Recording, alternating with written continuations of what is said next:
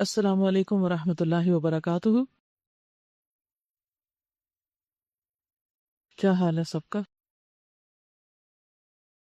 نحمدہ ونصلی علی رسولہ الکریم، اما بعد فاعوذ باللہ من الشیطان الرجیم، بسم اللہ الرحمن الرحیم۔ رب اشرح لی صدری ویسر لی امری واحلل عقدۃ من لسانی یفقہوا قولی۔ بسم اللہ الرحمن الرحیم۔ شروع کرتی ہوں اللہ کے نام سے جو بے انتہا مہربان نہایت رحم فرمانے والا ہے۔ الف لام را تلک آیات الکتاب وقرآن مبین ربما یود الذین کفروا لو کانوا مسلمین ذرہم یأکلوا ویتمتعوا ویلہہم الامل فسوف یعلمون وما اہلکنا من قریۃ الا ولہا کتاب معلوم۔ الف لام را، یہ آیات ہیں کتاب الہی اور قرآن مبین کی۔ بعید نہیں کہ ایک وقت وہ آ جائے جب وہی لوگ جنہوں نے آج دعوت اسلام کو قبول کرنے سے انکار کر دیا ہے پچھتا پچھتا کر کہیں گے کہ کاش ہم نے سر تسلیم خم کر دیا ہوتا، بات مان لیتے، مسلمان ہو جاتے۔ چھوڑو انہیں، کھائیں پئیں، مزے کریں اور بھلاوے میں ڈالے رکھے ان کو جھوٹی امید۔ عنقریب ان کو معلوم ہو جائے گا کہ یہ سب کچھ کیا کرتے رہے۔ اللہ سبحانہ وتعالیٰ نے انسان کو اس دنیا میں بھیجا اور ایک محدود وقت کے لیے اس کو آزادی بھی دی کہ وہ جو چاہے کرے، چاہے تو اچھا کرے، چاہے تو برا کرے، چاہے تو سر تسلیم خم کر دے، مسلمان بن جائے، اور چاہے تو کفر پر اڑا رہے۔ یہ آزادی امتحان کے لیے ہے اور ایک محدود مدت تک کے لیے ہے۔ یہ مدت بہت جلد ختم ہو جانے والی ہے، یعنی ہر انسان کو اپنی مرضی کرنے کا جو وقت ملا ہے وہ بہت ہی تھوڑا ہے، اور انسان اس مدت میں جو کہ امتحان کے لیے ہے اسے امتحان کے طور پر نہیں لے رہا، بلکہ اس کے برعکس غفلت میں پڑا ہوا ہے، عیش کوشی میں مبتلا ہے۔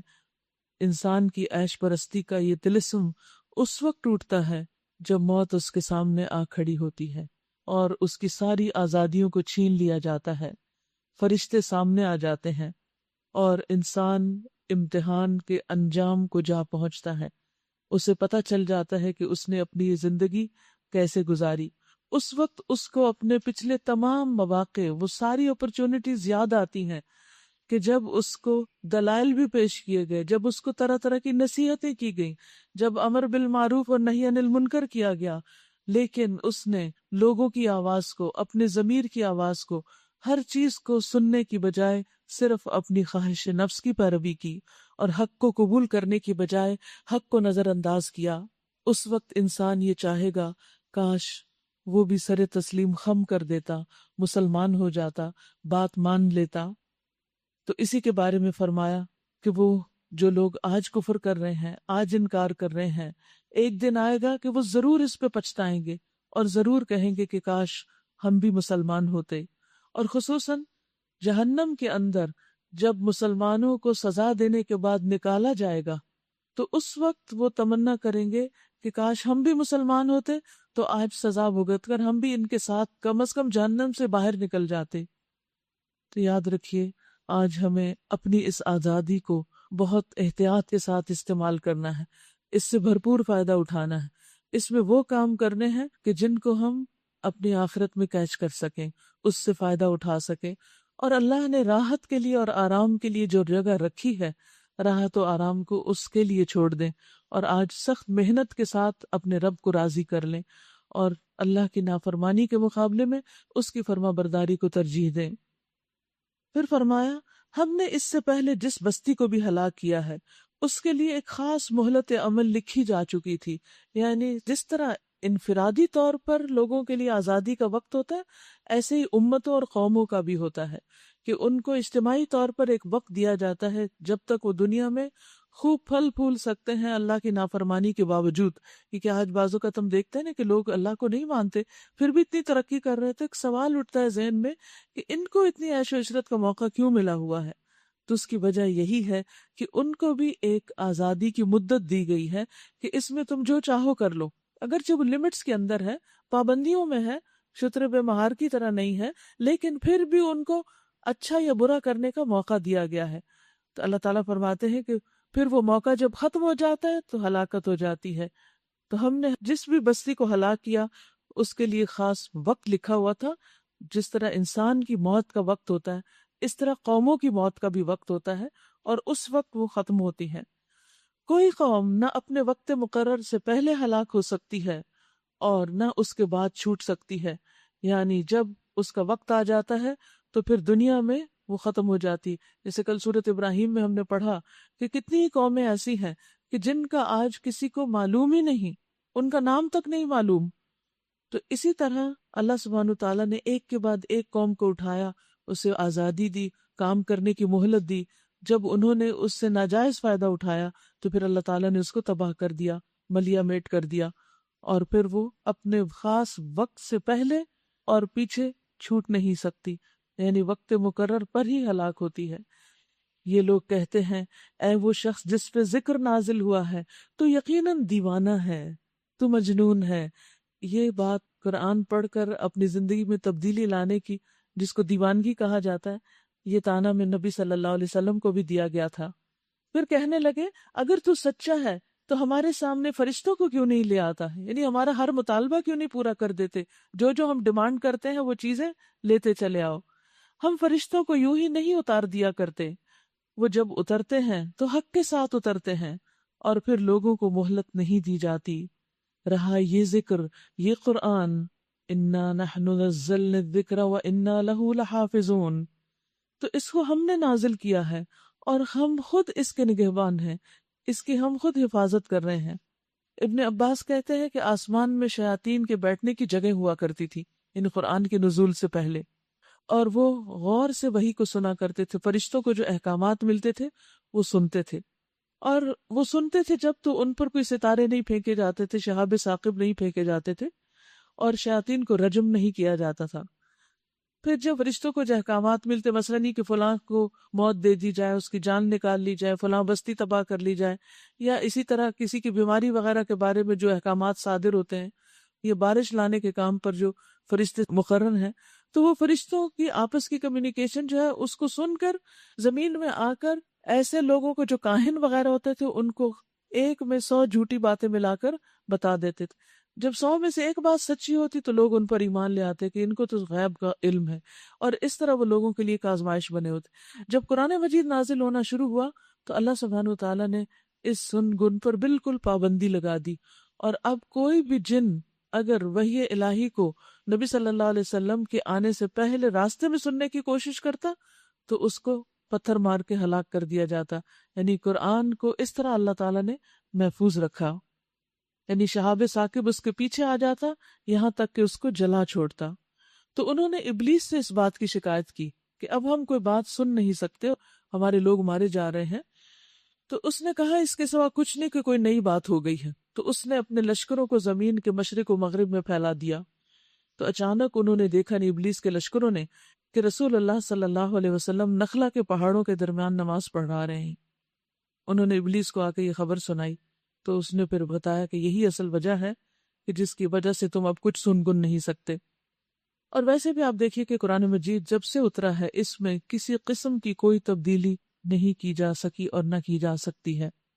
کہا جاتا ہے کہ ہارون رشید کے دربار میں ایک شخص آیا جو بہت ذہین و فطین تھا، اور قرآن اور تورات اور انجیل ہر چیز کا جاننے والا تھا۔ جب اس کے سامنے اسلام پیش کیا گیا تو اس نے قبول کرنے سے انکار کر دیا، لیکن اگلے سال پھر وہ دربار میں آیا اور اس کو جب اسلام کی دعوت دی گئی تو اس نے اسلام قبول کر لیا۔ اس سے پوچھا گیا کہ پچھلے سال تم نے قبول نہیں کیا تھا تو اس سال کیا وجہ ہوئی؟ اس نے کہا کہ میں چونکہ تینوں کتابوں کو جانتا ہوں تو میں نے تینوں کتابیں اپنے ہاتھ سے لکھی اور ہر ایک کے اندر تبدیلیاں کر دی۔ یہودی جو مجھ سے لے گیا اپنی کتاب، انہوں نے کوئی آبجیکشن نہیں کی، عیسائی جو لے گیا اس نے بھی کوئی آبجیکشن نہیں کی، لیکن جو شخص قرآن لے کر گیا تھا وہ واپس لے آیا۔ اس نے کہا کہ اس میں تبدیلی ہو چکی ہے، یہ قرآن اصل قرآن نہیں ہے، اس لیے میں اس کو نہیں رکھ سکتا۔ اور اسے کہتے کہ 3 نسخے اس نے ہر کتاب کے لکھے تھے، تو قرآن کے تینوں نسخے جو تھے واپس آ گئے۔ تو اس نے کہا کہ یہ اس بات کی سچائی کی دلیل ہے کہ قرآن محفوظ کتاب ہے، اس میں کسی قسم کی کوئی تبدیلی نہیں کی گئی۔ اور یہ ایک حقیقت ہے.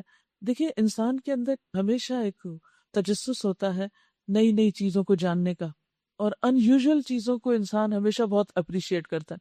جو چیز روٹین میں دیکھتا ہے وہ اس کے لیے بہت عادی ہو جاتی ہے اور اس سے اس کو کوئی خاص انسپریشن نہیں ملتی.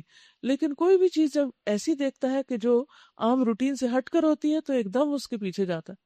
اب آپ دیکھیے کہ دنیا بھر میں کتنی کتابیں ہوگی، کیا آپ گن سکتے ہیں؟ ہزاروں، لاکھوں، کروڑوں. کچھ موجود ہیں، کچھ ختم ہو چکے ہیں. آج تک کسی کتاب کے لکھنے والے نے یہ نہیں کہا کہ یہ ایک محفوظ کتاب ہے اور اس میں کوئی تبدیلی نہیں ہوئی، اور خاص طور پر کئی سو سال گزرنے کے بعد. قرآن آج بھی کہتا ہے کہ ذالک الکتاب لا ریب فیہ، اس میں کوئی شک نہیں. اس جیسی کوئی صورت بنا لو، کوئی آیت بنا لو، 10 آیتیں بنا لو، اور پھر یہ کہ ایک محفوظ کتاب ہے، اس میں کسی قسم کی کوئی تبدیلی ہوئی نہیں. اور اس کی زبان بھی 1400 سال سے وہی عربی ہے. اس کے سمجھنے میں بھی کچھ مشکل ہے کیونکہ زبانیں ہر کچھ عرصے کے بعد ڈیڈ ہو جاتی ہیں، اس کے سمجھنے والے ختم ہو جاتے ہیں. لیکن قرآن کی زبان بھی محفوظ ہے اور قرآن بھی محفوظ ہے. تو ایک بہت ہی ان یوزول واقعہ ہے. لیکن کیا بات ہے کہ ہم اس ان یوزول واقعے سے فائدہ نہیں اٹھاتے اور کوئی سبق نہیں لیتے، اور ہماری روح کانپ نہیں اٹھتی کہ واقعی اللہ کا کلام، اور اسے دیکھتے اور اسے پڑھتے اور اسے سنتے ہوئے ہمارے دلوں پر اثر نہ ہو. ایسا نہ ہونا بہت حیرت انگیز ہے. اصل بات یہ ہے کہ ہمارا ایمان اس کا تقاضا کرتا ہے کہ جو کچھ یہ کتاب ہمیں دیتی ہے اس کو سچ سمجھ کر اس کو اختیار کر لیں اور اپنے آپ کو اس کے مطابق بدل لیں، نہ کہ اس کو اپنی مرضی کے مطابق بدلنے کی کوشش کریں. وَلَقَدْ أَرْسَلْنَا مِن قَبْلِكَ فِي شِيَعِ الْأَوَّلِينَ وَمَا يَأْتِيهِم مِّن رَّسُولٍ إِلَّا كَانُوا بِهِ يَسْتَهْزِئُونَ. اے محمد صلی اللہ علیہ وسلم، ہم تم سے پہلے بہت سی گزری ہوئی قوموں میں رسول بھیج چکے ہیں. کبھی ایسا نہیں ہوا کہ ان کے پاس کوئی رسول آیا ہو اور انہوں نے اس کا مذاق نہ اڑایا ہو. مجرمین کے دلوں میں، یعنی جو انکار کرنے والے ہیں ان کے دلوں میں ہم اس ذکر کو، اس قرآن کو صلاح کی مانند گزارتے نہیں. وہ اسے سنتے ہیں تو ان کو تکلیف محسوس ہوتی ہے، وہ اس پر ایمان نہیں لایا کرتے. قدیم سے اس خماش کے لوگوں کا یہی طریقہ چلا آ رہا ہے. اگر ہم ان پر آسمان کا کوئی دروازہ کھول دیتے اور وہ دن دہاڑے اس میں چڑھنے بھی لگتے، تب بھی وہ یہی کہتے کہ ہماری آنکھوں کو دھوکا ہو رہا ہے، بلکہ ہم پر جادو کر دیا گیا ہے. یعنی سارے معجزات دیکھ کر بھی ایمان نہ لاتے. وَلَقَدْ جَعَلْنَا فِي السَّمَاءِ بُرُوجًا، اور البتہ تحقیق ہم نے آسمان میں برج بنائے، ستارے بنائے. وَزَيَّنَّاهَا لِلنَّاظِرِينَ، اور ان کو دیکھنے والوں کے لیے مزین کیا. ہر شیطان مردود سے ان کو محفوظ کر دیا. کوئی شیطان ان میں راہ نہیں پا سکتا الا یہ کہ کچھ سن گن لے، اور جب وہ سن گن لینے کی کوشش کرتا ہے تو ایک شعلہ روشن اس کا پیچھا کرتا ہے. اللہ سبحانہ وتعالیٰ آسمان پر ستاروں کی نشانی کی طرف متوجہ کر رہے ہیں.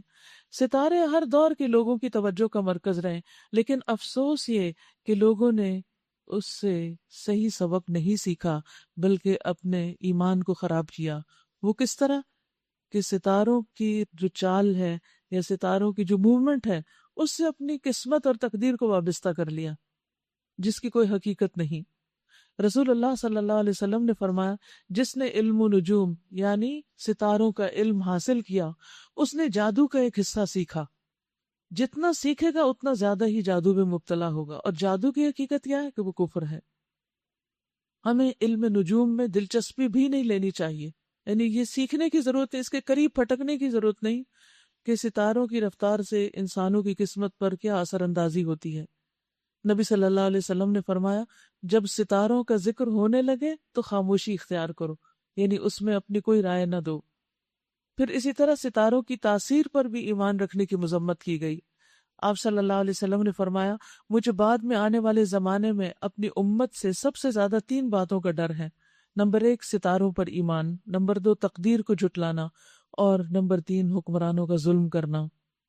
تو اس سے سبق کیا ملتا ہے کہ ہمیں کسی قسم کی بھی غیب کی خبروں سے کوئی دلچسپی نہیں رکھنی چاہیے اور پیشن گوئیوں کے بارے میں کان نہیں دھرنے چاہیے.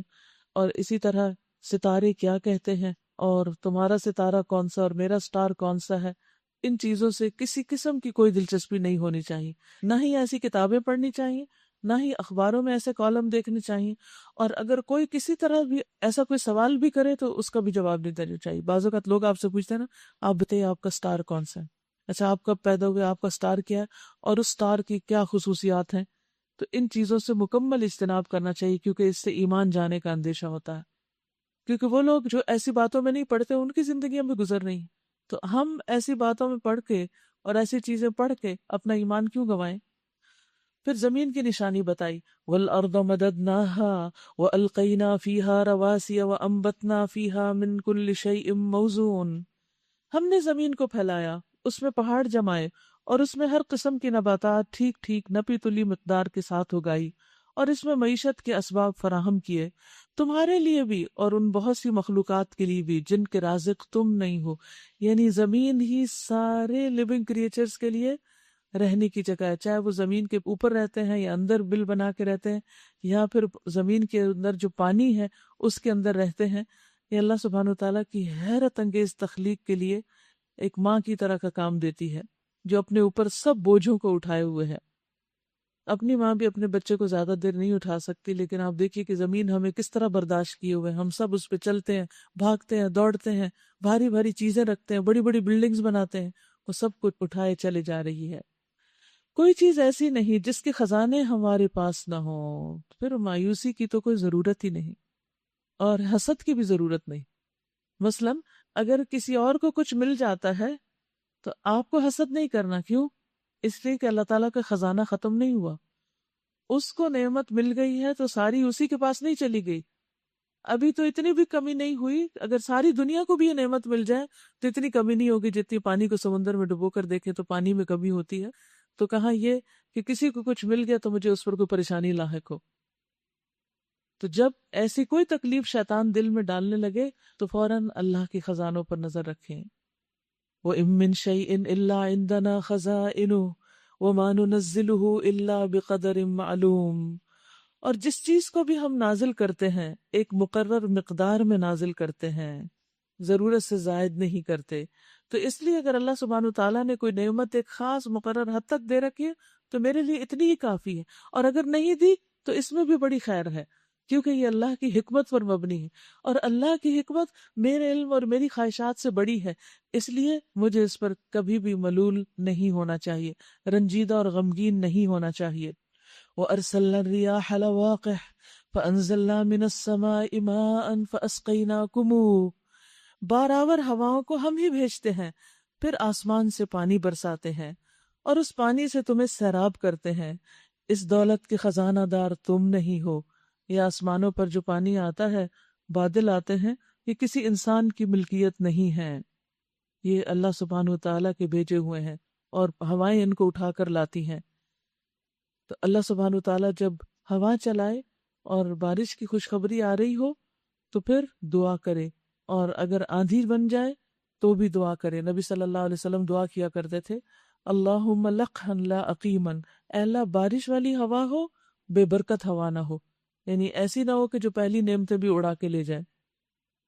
پھر فرمایا وَإِنَّا لَنَحْنُ نُحْيِي وَنُمِيتُ وَنَحْنُ الْوَارِثُونَ، زندگی اور موت ہم دیتے ہیں، اس لیے کوئی پیدا ہو تو بھی اللہ کا شکر ادا کریں، کوئی فوت ہو جائے تو اچھی طرح صبر کریں، کیونکہ یہ سب اللہ کے فیصلے ہیں، اور ہم ہی سب کے وارث ہونے والے ہیں، سب کو ختم ہو جانا ہے، ایک وقت آئے گا تو صرف اللہ کی ذات باقی رہے گی۔ وَيَبْقَى وَجْهُ رَبِّكَ ذُو الْجَلَالِ وَالْإِكْرَامِ، پہلے جو لوگ تم میں سے ہو گزرے ہیں ان کو بھی ہم نے دیکھ رکھا ہے، اور بعد کے آنے والے بھی ہماری نگاہ میں ہیں، یقیناً تمہارا رب ان سب کو اکٹھا کرے گا، وہ حکیم بھی ہے اور علیم بھی ہے۔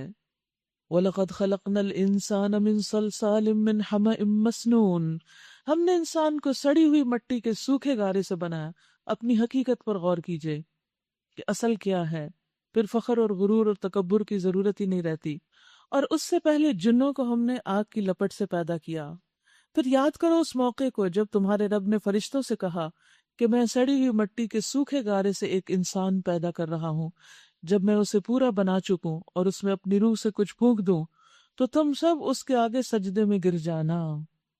چنانچہ تمام فرشتوں نے سجدہ کیا سوائے ابلیس کے، اس نے سجدہ کرنے والوں کا ساتھ دینے سے انکار کر دیا۔ رب نے پوچھا، اے ابلیس تجھے کیا ہوا کہ تو نے سجدہ کرنے والوں کا ساتھ نہیں دیا؟ اس نے کہا، میرا یہ کام نہیں کہ میں اس بشر کو سجدہ کروں جسے تو نے سڑی ہوئی مٹی کے سوکھے گارے سے پیدا کیا۔ رب نے فرمایا، اچھا تو نکل جا یہاں سے، کیونکہ تو مردود ہے اور اب روز جزا تک تجھ پر لعنت ہے۔ یعنی قیامت تک تو اللہ کی رحمت سے محروم ہو گیا ہے۔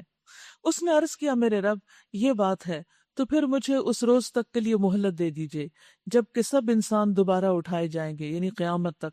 فرمایا اچھا تجھے مہلت ہے اس دن تک جس کا وقت ہمیں معلوم ہے، یعنی قیامت کا علم صرف اللہ کو ہے۔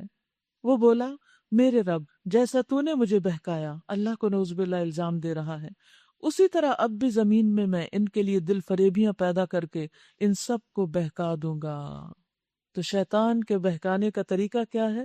انسان کے لیے دنیا کو خوبصورت بنا دیتا ہے، برائی کو اٹریکٹو بنا دیتا ہے، اور انسان طرح طرح کی تعویلیں کر کے، بہانے کر کے اس برائی کا ارتکاب کرنے لگتا ہے اور اس پر خوش ہوتا ہے، اور یہ سب شیطان کی چال ہے۔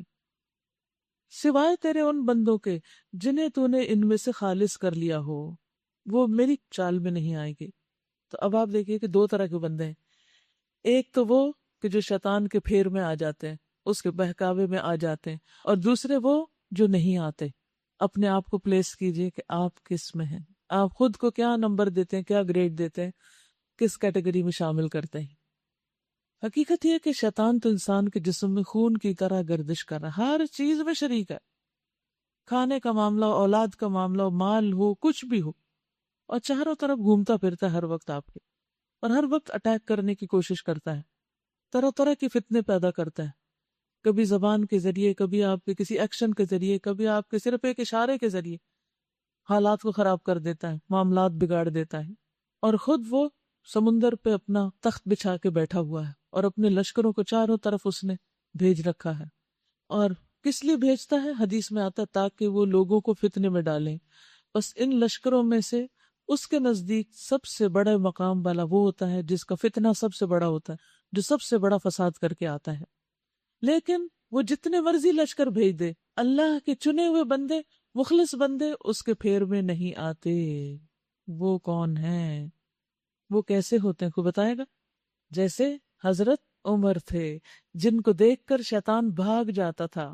نبی صلی اللہ علیہ وسلم نے فرمایا میں دیکھ رہا ہوں شیاطین جن و انس عمر کو دیکھ کر بھاگ کھڑے ہوتے ہیں۔ یعنی صرف جنوں کے شیطان نہیں، انسانوں کے شیطان بھی بھاگ جاتے ہیں، ان کو دیکھ کے ڈر جاتے ہیں۔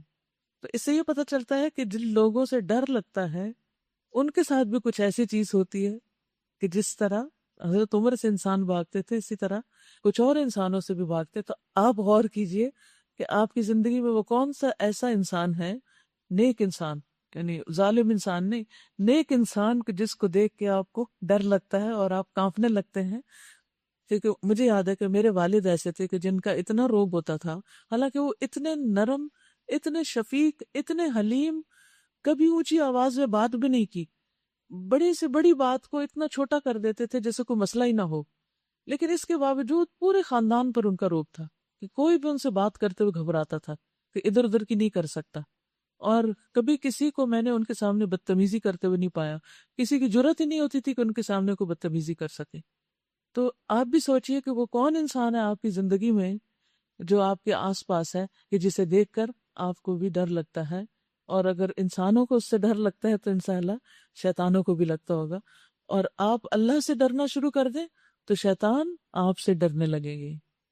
اللہ سے ڈریں، شیطان آپ سے ڈریں گے، ٹھیک ہے؟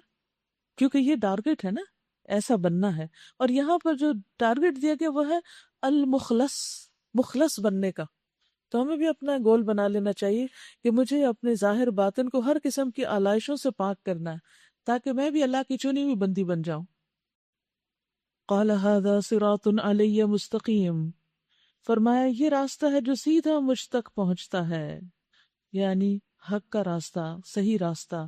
ان عبادی لیس لک علیہم سلطان، بے شک میرے بندے، اللہ جن کو اپنا بندہ کہتا ہے، جو اللہ کے اطاعت گزار اور فرما بردار بندے ہوتے ہیں، لیس لک علیہم سلطان، تیرا ان پر کوئی زور نہیں چلتا، کوئی بس نہیں چلتا، الا من اتبعک من الغاوین، سوائے ان کے جو بہکے ہوئے ہیں، انہی پہ تیرا بس چلے گا، وہی تیری پیروی کریں گے۔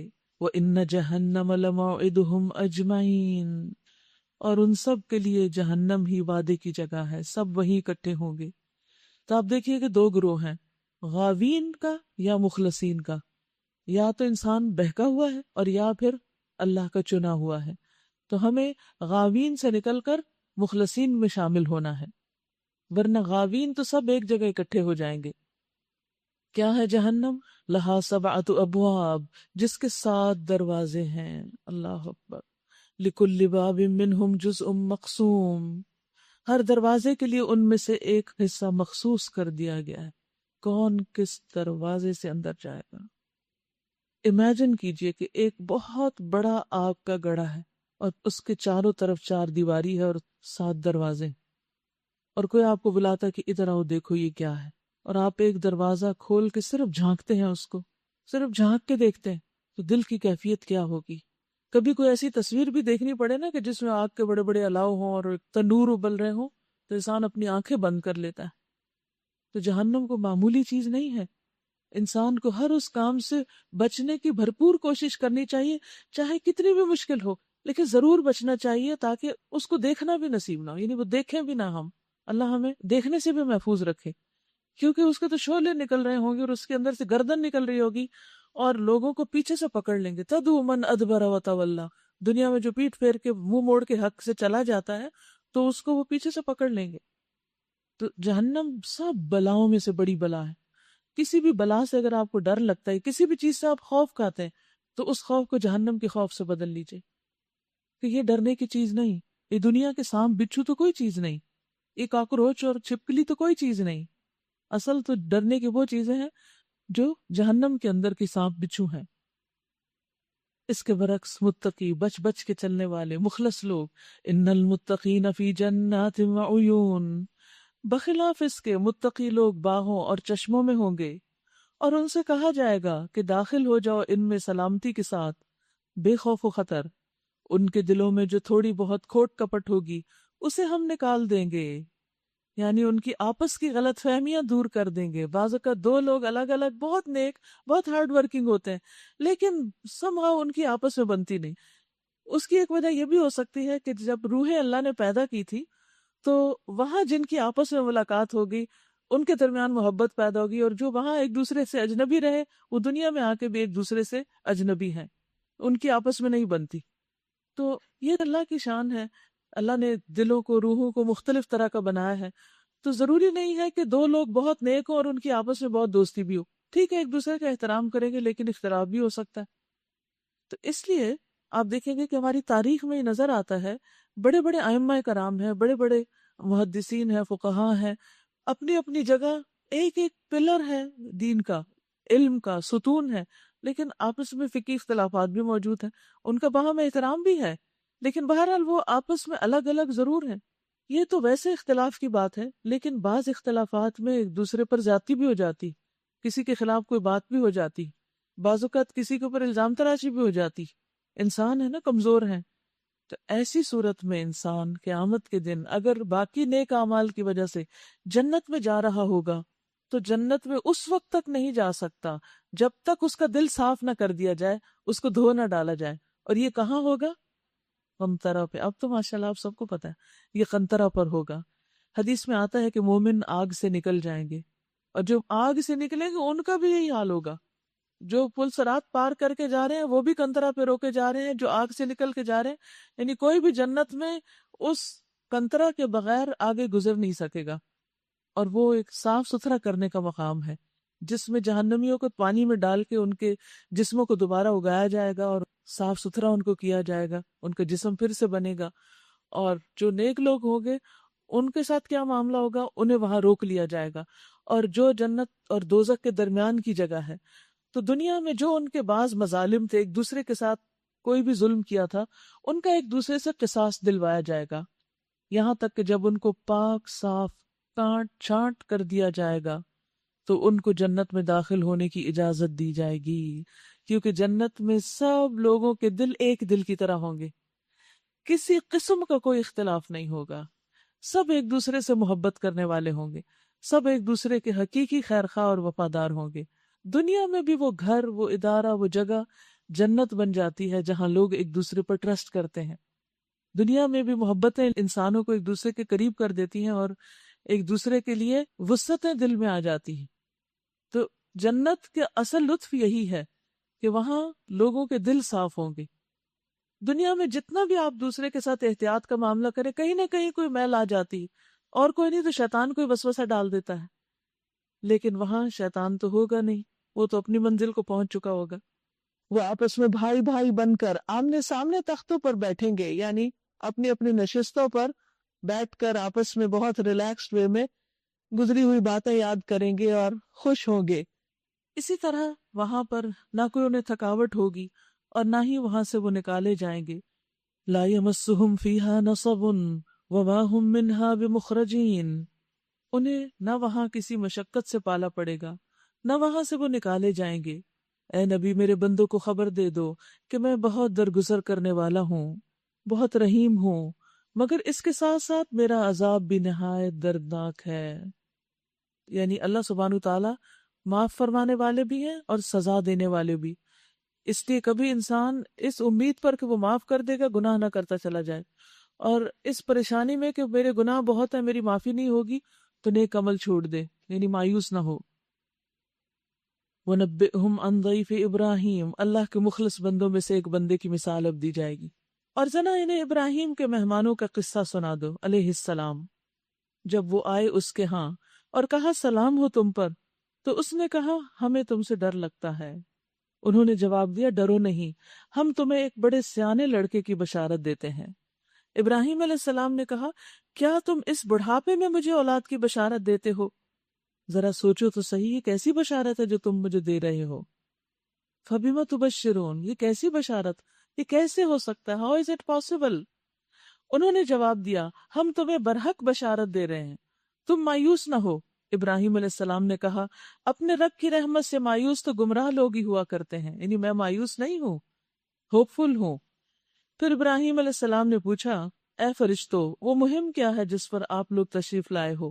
وہ بولے ہم ایک مجرم قوم کی طرف بھیجے گئے، قوم لوط کی طرف، صرف لوط کے گھر والے مستثنیٰ ہیں، ان سب کو ہم بچا لیں گے سوائے اس کی بیوی کے، جس کے لیے اللہ تعالیٰ فرماتا ہے کہ ہم نے مقدر کر دیا ہے کہ وہ پیچھے رہ جانے والوں میں شامل رہے۔ پھر جب یہ فرشتے لوط علیہ السلام کے ہاں پہنچے تو انہوں نے کہا آپ لوگ اجنبی معلوم ہوتے ہیں۔ اس سے کیا پتہ چلتا ہے؟ ابراہیم علیہ السلام نے بھی دیکھ کے نہیں پہچانا، لوط علیہ السلام نے بھی نہیں پہچانا۔ ایک بڑی خاص بات پتہ چلتی کہ پیغمبر غیب کا علم نہیں رکھتے، ان کو نہیں پتا تھا کہ یہ فرشتے انسانی شکل میں آئے بیٹھے۔ انہوں نے جواب دیا نہیں، بلکہ ہم وہی چیز لے کر آئے ہیں جس کے آنے میں یہ لوگ شک کر رہے تھے۔ ہم تم سے سچ کہتے ہیں کہ ہم حق کے ساتھ تمہارے پاس آئے ہیں، لہٰذا اب تم کچھ رات رہے اپنے گھر والوں کو لے کر نکل جاؤ اور خود ان کے پیچھے پیچھے چلو، تم میں سے کوئی پلٹ کر پیچھے نہ دیکھے، بس سیدھے چلے جاؤ جدھر جانے کا حکم دیا جا رہا ہے۔ اور اسے ہم نے اپنا یہ فیصلہ پہنچا دیا کہ صبح ہوتے ہوتے ان لوگوں کی جڑ کاٹ دی جائے گی۔ اتنے میں شہر کے لوگ خوشی کے مارے بےتاب ہو کر لوط علیہ السلام کے گھر چڑھائے۔ لوط علیہ السلام نے کہا بھائیو یہ میرے مہمان ہیں، میری فضیحت نہ کرو، اللہ سے ڈرو، مجھے رسوا نہ کرو۔ وہ بولے کیا ہم بارہا تمہیں منع نہیں کر چکے کہ دنیا بھر کے ٹھیکیدار نہ بنو؟ یعنی تم اتنی زیادہ نصیحتیں نہ کرو لوگوں کو اور لوگوں کے تحفظ کا ذمہ نہ لو۔ لوط علیہ السلام نے عاجز ہو کر کہا اگر تمہیں کچھ کرنا ہی ہے تو یہ میری بیٹیاں موجود ہیں، یعنی ان سے نکاح کر لو۔ لَعَمْرُكَ إِنَّهُمْ لَفِي سَكْرَتِهِمْ يَعْمَهُونَ، تیری جان کی قسم، اللہ تعالیٰ نبی صلی اللہ علیہ وسلم کی جان کی قسم کھا رہے ہیں، اس وقت ان پر ایک نشہ سا چڑھا ہوا تھا جس میں وہ آپے سے باہر ہو رہے تھے، یعنی ان کی آنکھوں پر خواہش پرستی کی پٹی بندھی ہوئی تھی۔ حقیقت یہ ہے کہ جو انسان اللہ کے حکم کو فراموش کر کے غفلت میں پڑ کر خواہش کے پیچھے دوڑنے لگے تو پھر وہ اندھا بہرا ہو جاتا ہے، اس کو اپنے دین دنیا دونوں کے نقصان کی کوئی فکر نہیں ہوتی۔ آخر کار پو پھٹتے ہی ان کو ایک زبردست دھماکے نے آ لیا اور ہم نے اس بستی کو تلپٹ کر کے ان پر رکھ دیا اور ان پر پکی ہوئی مٹی کے پتھروں کی بارش برسا دی۔ اس واقعے میں بڑی نشانیاں ہیں ان لوگوں کے لیے جو صاحب فراست ہیں، اور وہ علاقہ جہاں یہ واقعہ پیش آیا تھا گزرگاہ عام پر موجود ہے، اس میں سامان عبرت ہے ان لوگوں کے لیے جو صاحب ایمان ہیں۔ اور ایکا والے ظالم تھے تو دیکھ لو کہ ہم نے ان سے بھی انتقام لیا، اور ان دونوں قوموں کے اجڑے ہوئے علاقے کھلے راستے پر واقع ہیں۔ ہجر کے لوگ بھی رسولوں کی تکذیب کر چکے ہیں، ہم نے اپنی آیات ان کے پاس بھیجی، اپنی نشانیاں ان کو دکھائیں۔ ہجر جو ہے یہ قوم سمود یعنی مدین کے لوگ، ہم نے اپنی آیات ان کے پاس بھیجی، اپنی نشانیاں ان کو دکھائیں، مگر وہ سب کو نظر انداز ہی کرتے رہے۔ وہ پہاڑ تراش تراش کر مکان بناتے تھے اور اپنی جگہ بالکل بے خوف اور مطمئن تھے کہ ہم پر تو کوئی عذاب نہیں آ سکتا، کیونکہ اس سے پہلے قوم عاد تباہ ہوئی تھی اور وہ ہوا چلنے سے تباہ ہوئی تھی۔ تو انہوں نے سوچا کہ ہم اگر ہوا چلے گی تو پہاڑوں کے اندر چھپ جائیں گے، لیکن اللہ سبحانہ وتعالیٰ کے پکڑ سے کون بچ سکتا ہے؟ اللہ نے ایسا زلزلہ بھیجا کہ وہ پہاڑوں کے اندر ہی ختم ہو گئے۔ آخرکار ایک زبردست دھماکے نے ان کو صبح ہوتے ہی آ لیا اور ان کی کمائی ان کے کچھ کام نہ آئی۔ ہم نے زمین اور آسمان کو اور ان کی سب موجودات کو حق کے سوا اور کسی بنیاد پر تخلیق نہیں کیا، اور فیصلے کی گھڑی یقیناً آنے والی ہے۔ بس اے محمد صلی اللہ علیہ وسلم، تم ان لوگوں کی بےہودیوں پر شریفانہ درگزر سے کام لو۔ یقیناً تمہارا رب سب کا خالق ہے اور سب کچھ جانتا ہے۔ ہم نے تم کو 7 ایسی آیات دے رکھی ہیں جو بار بار دہرائے جانے کے لائق ہیں۔ وہ کون سی آیات ہیں؟ سورۃ الفاتحہ۔ اور تمہیں قرآن عظیم عطا کیا ہے۔ تم اس متاع دنیا کی طرف آنکھ اٹھا کر نہ دیکھو، اسے کوئی اہمیت نہ دو، کچھ امپورٹنس نہ دو ان دنیا کی چیزوں کو جو ہم نے ان میں سے مختلف قسم کے لوگوں کو دے رکھی ہیں، اور نہ ان کے حال پر اپنا دل کڑھاؤ، اور انہیں چھوڑ کر ایمان لانے والوں کی طرف جھکو، اور نہ ماننے والوں کو کہہ دو کہ میں تو صاف صاف تنبیہ کرنے والا ہوں۔ یہ اسی طرح کی تنبیہ ہے جیسی ہم نے ان تفرقہ پردازوں کی طرف بھیجی تھی جنہوں نے اپنے قرآن کو ٹکڑے ٹکڑے کر ڈالا ہے۔ تو قسم ہے تیرے رب کی، ہم ضرور ان سب سے پوچھیں گے کہ تم کیا کرتے رہے ہو۔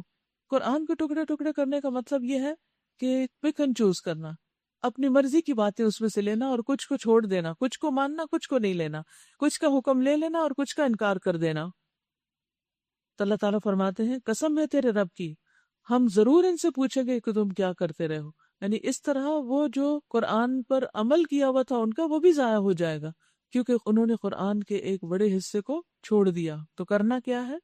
پورے قرآن کو back to back, cover to cover, سارے کو ماننا ہے، سارے پر یقین رکھنا ہے، اور جو جو احکامات اس میں دیے گئے ہیں ان سب پر عمل کرنا ہے۔ بس اے نبی صلی اللہ علیہ وسلم، جس چیز کا آپ کو حکم دیا جا رہا ہے اسے ہاں کے پکارے کہہ دیجئے، اور شرک کرنے والوں کی ذرا پرواہ نہ کیجئے۔ تمہاری طرف سے ہم ان مذاق اڑانے والوں کی خبر لینے کے لیے کافی ہیں جو اللہ کے ساتھ کسی اور کو بھی خدا قرار دیتے ہیں، الہ قرار دیتے ہیں۔ ان قریب انہیں معلوم ہو جائے گا۔ وَلَقَدْ نَعْلَمُ أَنَّكَ يَضِيقُ صَدْرُكَ بِمَا يَقُولُونَ فَسَبِّحْ بِحَمْدِ رَبِّكَ وَكُن مِّنَ السَّاجِدِينَ وَاعْبُدْ رَبَّكَ حَتَّى يَأْتِيَكَ الْيَقِينُ۔ ہمیں معلوم ہے جو باتیں یہ لوگ تم پر بناتے ہیں ان سے تمہارے دل کو سخت کوفت ہوتی ہے۔ کبھی آپ کے دل کو کوفت ہوئی جب کسی نے دین کے معاملے میں آپ کا مذاق اڑایا یا کوئی بات بنائی، حجاب لینے پر یا قرآن کلاس میں داخلہ لینے پر یا اور اسی طرح کی کسی بھی نیکی کے راستے پر آنے پر؟ کیونکہ جب انسان اللہ کی طرف بڑھتا ہے تو شیطان بہت انسیکیور ہو جاتا ہے، وہ سوچتا ہے یہ میرے ہاتھ سے نکلا۔ جب انسان آگے بڑھ کر خود عمل کرتا ہے اور دوسروں کو بتانے لگتا ہے تو اور زیادہ ان کی پریشانی بڑھ جاتی، پھر وہ صرف خود نہیں بلکہ پوری فوجوں کو آپ کے پیچھے لگا دیتا ہے، اور وہ فوجیں انسانوں کی بھی ہوتی ہیں اور جنوں کی بھی ہوتی ہیں، اور لوگ باتیں بنانا شروع کر دیتے ہیں۔ جب لوگ باتیں بناتے ہیں تو آپ سوچتے ہیں ہر ایک کو عزت پیاری ہوتی ہے، دین کی طرف آنے کی وجہ سے اگر یہ باتیں بن رہی تو ٹھیک ہے میں رستہ چھوڑ دیتی ہوں، اور اس طرح انسان آگے آتے آتے پھر پیچھے پلٹ جاتا ہے۔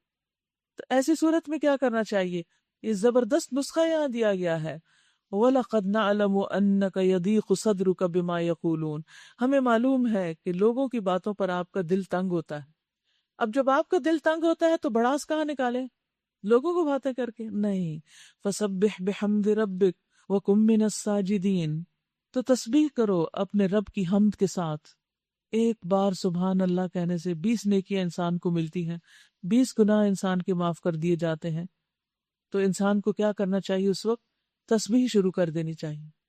جب کوئی آپ کو ڈانٹ ڈپٹ رہا ہو، کوئی آپ کی مخالفت کر رہا ہو، کوئی آپ کا مذاق اڑا رہا ہو، اور آپ کا دل تنگ ہو رہا ہو اور آپ پریشان ہو رہے ہوں، خوف زدہ ہو رہے ہوں، تو ایسے موقع پر تسبیح شروع کر دیجیے، سبحان اللہ و بحمدہ، سبحان اللہ سبحان اللہ سبحان اللہ۔ کوئی گالی دے تو کہے سبحان اللہ سبحان اللہ۔ تو آپ دیکھیں گے کہ انشاءاللہ اس ذکر کی برکت سے، کیونکہ اللہ نے بتایا یہ طریقہ، اور سبحان اللہ و بحمدہ ہی ساتھ کہنا ضروری، کیونکہ یہاں دونوں چیزوں کا ذکر ہے۔ تسبیح ہے اللہ کی پاکی بیان کرنا، اور حمد ہے اللہ کی تعریف بیان کرنا، یعنی اللہ کو ہر عیب سے پاک قرار دینا اور پھر مزید تعریف کرنا اس کی، یہ دونوں چیزیں ساتھ ساتھ ہیں۔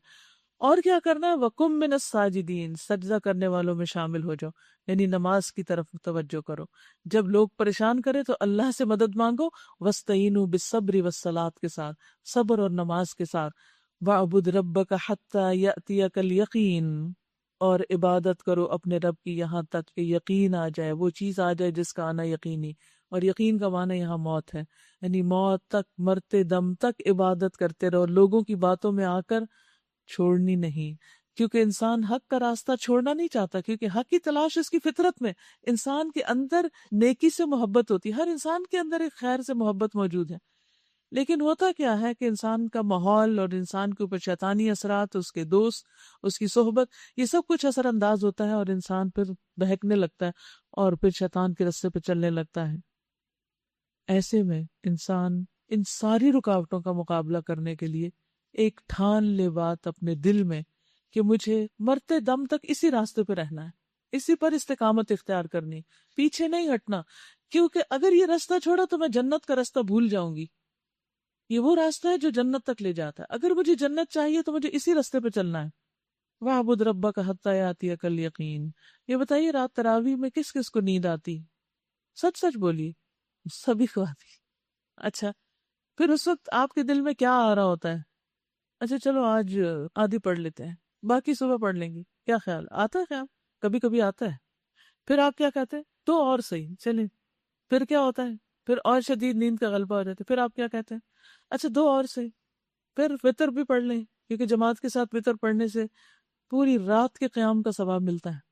یعنی اگر آپ امام کے پیچھے نماز پڑھتے ہیں، قیام کرتے ہیں اور وتر بھی امام کے ساتھ پڑھتے ہیں تو اس کا اجر اتنا ہے جیسے پوری رات آپ نے عبادت کی۔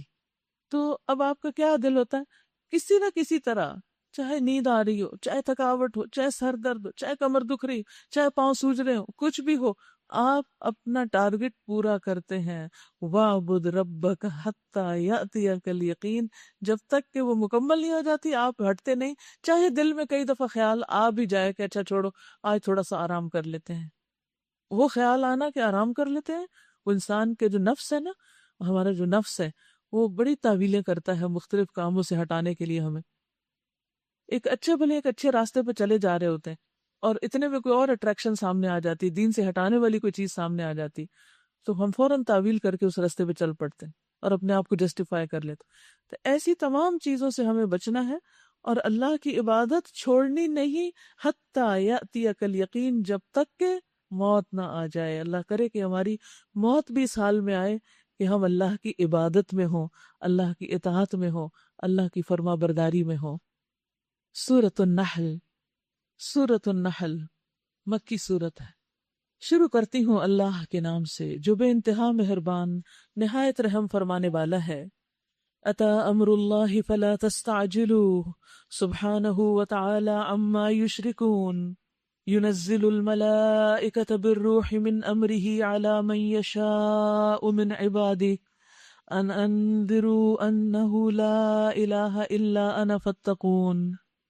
آ گیا اللہ کا فیصلہ، اب اس کے لیے جلدی نہ مچاؤ، پاک ہے وہ اور بالا و برتر اس شرک سے جو یہ لوگ کر رہے ہیں۔ وہ اس روح کو اپنے جس بندے پر چاہتا ہے اپنے حکم سے ملائکہ کے ذریعے نازل فرما دیتا ہے۔ اللہ کا فیصلہ آ گیا، نبی صلی اللہ علیہ وسلم کی ہجرت کا فیصلہ۔ نبی صلی اللہ علیہ وسلم کو لوگ بہت پریشان کر رہے تھے مکہ میں، اور آپ چاہتے تھے کہ اب اس جگہ کو چھوڑ جائیں، لیکن اللہ کے حکم کے منتظر تھے۔ تو اللہ سبحانہ وتعالی نے خوشخبری دے دی کہ اب وہ وقت آ گیا ہے۔ سبحانہ، پاک ہے وہ، وتعالی عما یشرکون، اور بہت بلند ہے اس سے جو وہ شریک ٹھہراتے ہیں۔ وہ اس روح کو یعنی قرآن کو، وحی کو، اپنے جس بندے پر چاہتا ہے اپنے حکم سے ملائکہ کے ذریعے نازل فرما دیتا ہے، اس ہدایت کے ساتھ کہ لوگوں کو آگاہ کر دو میرے سوا کوئی تمہارا معبود نہیں، لہٰذا تم مجھی سے ڈرو۔ اس نے آسمان اور زمین کو برحق پیدا کیا ہے، یعنی ایک مقصد کے ساتھ پیدا کیا ہے۔ وہ بہت بالا و برتر ہے اس شرک سے جو یہ لوگ کرتے ہیں، یعنی سب کچھ بنانے والا وہ ہے۔ اگر کوئی اور اس کی تخلیق میں کسی اور کو شریک کرتا ہے تو اللہ سبحانہ تعالیٰ کو اس کا کوئی نقصان نہیں ہوتا۔ خلق الانسان من نطفۃ فاذا هو خصیم مبین. اس نے انسان کو ایک ذرا سی بوند سے پیدا کیا اور دیکھتے دیکھتے سریحن وہ ایک جھگڑالو ہستی بن گیا. بیبی کتنا چھوٹا سا معصوم سا پیدا ہوتا ہے اور پیدائش سے پہلے بھی 9 مہینے کس حال میں گزار چکا ہوتا ہے، اور پھر جوں جوں بڑا ہوتا چلا جاتا ہے کتنا اٹک اٹک کے بولتا ہے، اور پھر جب بولنے پہ آتا ہے تو کیسے بحثیں کرتا ہے اور کیسے آرگیو کرتا ہے، حتیٰ کہ رب کو بھی چیلنج کر دیتا ہے. تو اللہ تعالیٰ فرماتے ہیں کہ دیکھو انسان کو کہ کیسا جھگڑالو بن گیا ہے، حالانکہ پیدا اللہ سبحانہ تعالیٰ نے کیا اور اسی کا فرما بردار رہنا چاہیے اور اس کی بات کو مان لینا چاہیے، لیکن آسانی سے مانتا نہیں. اس نے جانور پیدا کیے جن میں تمہارے لیے پوشاک بھی ہے، یعنی لباس بھی بنتے ہیں، لیدر جیکٹ سب سے زیادہ مہنگی ہوتی ہے، اور خوراک بھی ہے، میٹ کھاتے ہو تم، اور طرح طرح کے دوسرے فائدے بھی ہیں، دودھ بھی ہے، اور ان کے بالوں وغیرہ سے بہت کچھ اور بنتا ہے، ان کی ہڈیوں سے، ان کی بون میرو سے جیلی بنا کے کھاتے ہو. ان میں تمہارے لیے جمال ہے جبکہ صبح تم انہیں چرنے کے لیے بھیجتے ہو اور جبکہ شام انہیں واپس لاتے ہو. وہ تمہارے لیے بوجھ ڈھو کر ایسے ایسے مقامات تک لے جاتے ہیں جہاں تم سخت جاں فشانی کے بغیر نہیں پہنچ سکتے. حقیقت یہ ہے کہ تمہارا رب بڑا ہی شفیق اور مہربان ہے. باوجود اس کے کہ انسانوں نے بہت ترقی کی اور پہیہ ایجاد ہو گیا اور گاڑیاں اور سائیکلیں اور ٹرک اور کیا کچھ ٹرانسپورٹیشن کے لیے استعمال ہوتا ہے، لیکن آج بھی بہت سی ایسی جگہ ہیں کہ جہاں آپ کی گاڑیاں چلنے سے انکار کر دیتی ہیں، وہاں اللہ کے پیدا کیے ہوئے یہی جانور سامان اٹھا کے لے جاتے ہیں. والخیل والبغال والحمیر لترکبوها وزینہ ویخلق ما لا تعلمون. اسی نے گھوڑے اور خچر اور گدھے پیدا کیے تاکہ تم ان پر سوار ہو اور وہ تمہاری زندگی کی رونق بنے، اور بہت سی چیزیں تمہارے فائدے کے لیے پیدا کرتا ہے یا کرے گا جن کا تمہیں علم تک نہیں. یعنی سواری کی جو چیزیں اللہ نے ڈے 1 سے پیدا کر رکھی ہیں ان کا ذکر کیا، پھر بنوایا ایسی چیزیں بھی پیدا کرے گا جن کی ابھی تمہیں خبر نہیں. نبی صلی اللہ علیہ وسلم کے زمانے میں لوگوں کو گاڑی کا اور ریل کار کا اور جہاز کا علم نہیں تھا. اگر آج ان میں سے کوئی اٹھ کر آ جائے تو حیران ہو جائے کہ دنیا کیا سے کیا ہو گئی ہے. اور آج ہم جس سٹیج پر ہیں معلوم نہیں کل اور کیا کچھ آنے والا ہے. ہو سکتا ہے ہر ایک کے پاس اپنا پرائیویٹ جیٹ ہو، ہر انسان کی اپنی اڑنے والی سواری ہو، یا اس سے بھی آگے کچھ. تو یہ آج نہیں معلوم، لیکن یہ سب کچھ اللہ ہی کی تخلیق کی ہوئی چیزوں سے بنتا چلا جا رہا ہے. بنانے والا بعض اوقات انسان بھی ہوتا ہے، لیکن وہ اپنے عقل جو ہے وہ بھی اللہ کی دی ہوئی استعمال کرتا ہے، اور جو مٹیریل استعمال کرتا ہے وہ بھی اللہ ہی کا دیا ہوا تھا. تو اس لیے اکڑنے اور فخر کرنے کی ضرورت و گنجائش نہیں. یہاں اللہ تعالیٰ نے انعام کا اور خیل اور بغال کا ذکر کیا جو ہماری خدمت کے لیے پیدا کیے ہیں، ہمارے فائدے کے لیے. جب ہم ان جانوروں سے فائدہ اٹھائیں تو ہمیں کیا کرنا چاہیے؟ نمبر 1، شکر ادا کرنا چاہیے، اللہ کی طرف راغب ہونا چاہیے. جب ان پہ سوار ہوں تو ذکر کرنا چاہیے. نمبر 2، جانوروں کے حقوق کا خیال رکھنا چاہیے. یعنی جانوروں سے کام لیتے وقت، گدھے پہ سامان لاتے وقت یا خچر کی سواری کرتے وقت اس کی ایسی پٹائی نہیں کرنی چاہیے کہ جس سے وہ بیچارہ مظلوم بد دعائیں دینے لگے. رسول اللہ صلی اللہ علیہ وسلم کے پاس ایک اونٹ لایا گیا، یا آپ ایک اونٹ کے پاس سے گزرے جس کا پیٹ بھوک کی وجہ سے چپک گیا تھا. اس کو دیکھ کر آپ نے فرمایا ان بے زبانوں کے معاملے میں اللہ سے ڈرو، اچھی حالت میں ان پر سواری کرو اور اچھا کھلاؤ پلاؤ. تو جانوروں کے حقوق میں سے ایک یہ بھی ہے کہ انہیں اچھا کھلانا پلانا چاہیے. اسی طرح اگر آپ نے گھر میں پیٹس رکھے ہوئے ہیں تو ان کی بھی بہت کیئر کریں. یہ نہیں کہ خود سیر پہ چلے جائیں، ادھر ادھر چلے جائیں اور ان کو پانی دانا بھی نہ ڈالیں. ایک عورت نے جس نے بلی باندھ کے رکھی ہوئی تھی، جب وہ مر گئی تو اس کو، حالانکہ وہ بہت عبادت گزار تھی، لیکن بلی مارنے کی وجہ سے جہنم میں گئی کیونکہ اس نے اس کو بھوکا مارا. تو یا تو اللہ نے جن جانوروں کو آزاد پیدا کیا ہے ان کو آزاد ہی رہنے دے، اللہ کے واسطے آزاد ہی رہنے دے. وہ اپنی خوشی سے آئیں، آپ کے گھر جائیں، وہ اور بات ہے، لیکن آپ ان کو پکڑ کے باندھ کے نہ رکھے کہ وہ خود کچھ اپنا کھانے پینے کا انتظام نہ کر سکیں یا وہ آپ پر ڈیپینڈنٹ نہ ہو جائے. لیکن اگر آپ رکھے تو پھر اتنی کیئر جتنی آپ اپنے بچوں کی کرتے ہیں یا اپنے آپ کی کرتے ہیں. اسی طرح جانوروں کے حقوق میں سے ایک یہ ہے کہ ان کو کھڑا کر کے ان کو کرسی بنا کے نہیں بیٹھا جائے ان پر. یعنی سواری کرنے کے لیے کس طرح بیٹھے؟ آر پار. یہ نہیں کہ ایک طرف کو 2 ٹانگیں لٹکا کر ان ٹانگیں بھی مار رہے ہیں ان کو اور اوپر بیٹھ کے باتیں کر رہے ہیں. یعنی 2 لوگ اپنے اپنے گدھے پہ بیٹھے ہوئے ہیں، جیسے 2 گاڑیوں والے گاڑی روک کے آپس میں باتیں کرنے لگتے ہیں. تو ایسے ان کے ساتھ نہ کیا جائے. رسول اللہ صلی اللہ علیہ وسلم نے فرمایا جانوروں پر اس وقت سوار ہوا کرو جبکہ وہ صحیح سالم ہو اور صحیح حالت میں چھوڑا کرو یہ نہیں کہ بیچارے بیمار زخمی اور آپس کی گفتگو کے لیے انہیں کرسیاں نہ بناؤ، یہ بھی ان کے ساتھ زیادتی ہوگی. وَعَلَى اللَّهِ قَصْدُ السَّبِيلِ وَمِنْهَا جَائِرٌ، اور اللہ ہی کے ذمہ ہے سیدھا راستہ بتانا جبکہ ٹیڑھے راستے بھی موجود ہیں. اگر وہ چاہتا تو تم سب کو ہدایت دے دیتا، یعنی زبردستی ہدایت پر قائم کر دیتا، لیکن اس نے سارے راستے بنا کے چھوڑ دیے اور پھر تمہاری چوائس ہے کہ اب تم کس پہ چلتے ہو، تم کیا انتخاب کرتے ہو. وہی ہے جس نے آسمان سے تمہارے لیے پانی برسایا، یہ انتظام بھی اس کا کیا ہوا ہے، جس سے تم خود بھی سیراب ہوتے ہو اور تمہارے جانوروں کے لیے بھی چارہ پیدا ہوتا ہے. وہ اس پانی کے ذریعے سے کھیتیاں اگاتا ہے اور زیتون اور کھجور اور انگور اور طرح طرح کے دوسرے پھل پیدا کرتا ہے. اس میں ایک بڑی نشانی ہے ان لوگوں کے لیے جو غور و فکر کرتے ہیں. تو ہمیں کیا کرنا چاہیے؟ غور و فکر کرنا چاہیے اور نعمتوں کو استعمال کر کے اللہ کا شکر ادا کرنا چاہیے. وَسَخَّرَ لَكُمُ اللَّيْلَ وَالنَّهَارَ وَالشَّمْسَ وَالْقَمَرَ وَالنُّجُومُ مُسَخَّرَاتٌ بِأَمْرِهِ إِنَّ فِي ذَلِكَ لَآيَاتٍ لِقَوْمٍ يَعْقِلُونَ. اس نے تمہاری بھلائی کے لیے رات اور دن کو، سورج اور چاند کو مسخر کر رکھا ہے، یعنی ایک اللہ کے کنٹرول میں ہے، ایک ضابطے کے تحت چل رہے ہیں، اور سب تارے بھی اسی کے حکم سے مسخر ہیں. ان میں بہت نشانیاں ہیں ان لوگوں کے لیے جو عقل سے کام لیتے ہیں. اور یہ جو بہت سی رنگ برنگ کی چیزیں اس نے تمہارے لیے زمین میں پیدا کر رکھی ہیں، ان میں بھی ضرور نشانی ہے ان لوگوں کے لیے جو سبق حاصل کرنے والے ہیں. تو کیا کرنا چاہیے؟ ان سب چیزوں سے سبق حاصل کرنا چاہیے، عبرت لینی چاہیے. یہ نہیں کہ ہر چیز کو بس استعمال کیا اور آنکھیں بند کر کے آگے چل پڑے. رات کی نشانی پر غور و فکر، دن کی نشانی پر، سورج پر، چاند پر، ستاروں پر، اور بھی زمین میں جتنی چیزیں ہیں ان سب پہ غور و فکر کر کے کس نتیجے پر پہنچنا چاہیے؟ ان سب کا پیدا کرنے والا دراصل اللہ ہے. تو انسان جب غور و فکر کرتا ہے، عقل سے کام لیتا ہے، ذکر کرتا ہے، تو ہی وہ اللہ کا شاکر بنتا ہے، شکر گزار ہی تب بنتا ہے. یعنی خالی شکر کوئی چیز نہیں ہے جب تک آپ غور و فکر نہیں کرتے اور اس نعمت کی قدر نہیں کرتے اور اس کو اللہ سبحانہ وتعالیٰ کی نعمت نہیں بتاتے. غور و فکر تو سائنسدان بھی بہت کر رہے ہیں اور بڑی بڑی ریسرچز ہو رہی ہیں، ملینز اینڈ ٹریلینز کی لیبارٹریز بنی ہوئی ہیں جہاں پر کائنات میں غور و فکر ہو رہا ہے، نہ صرف زمین میں بلکہ آسمانوں اور سمندروں میں، اور لوگ اپنی جان پر کھیل کر یہ سب کچھ کر رہے ہیں. تو کیا وہ بھی شاکر بندے ہیں؟ کیا وہ شکر گزار ہیں؟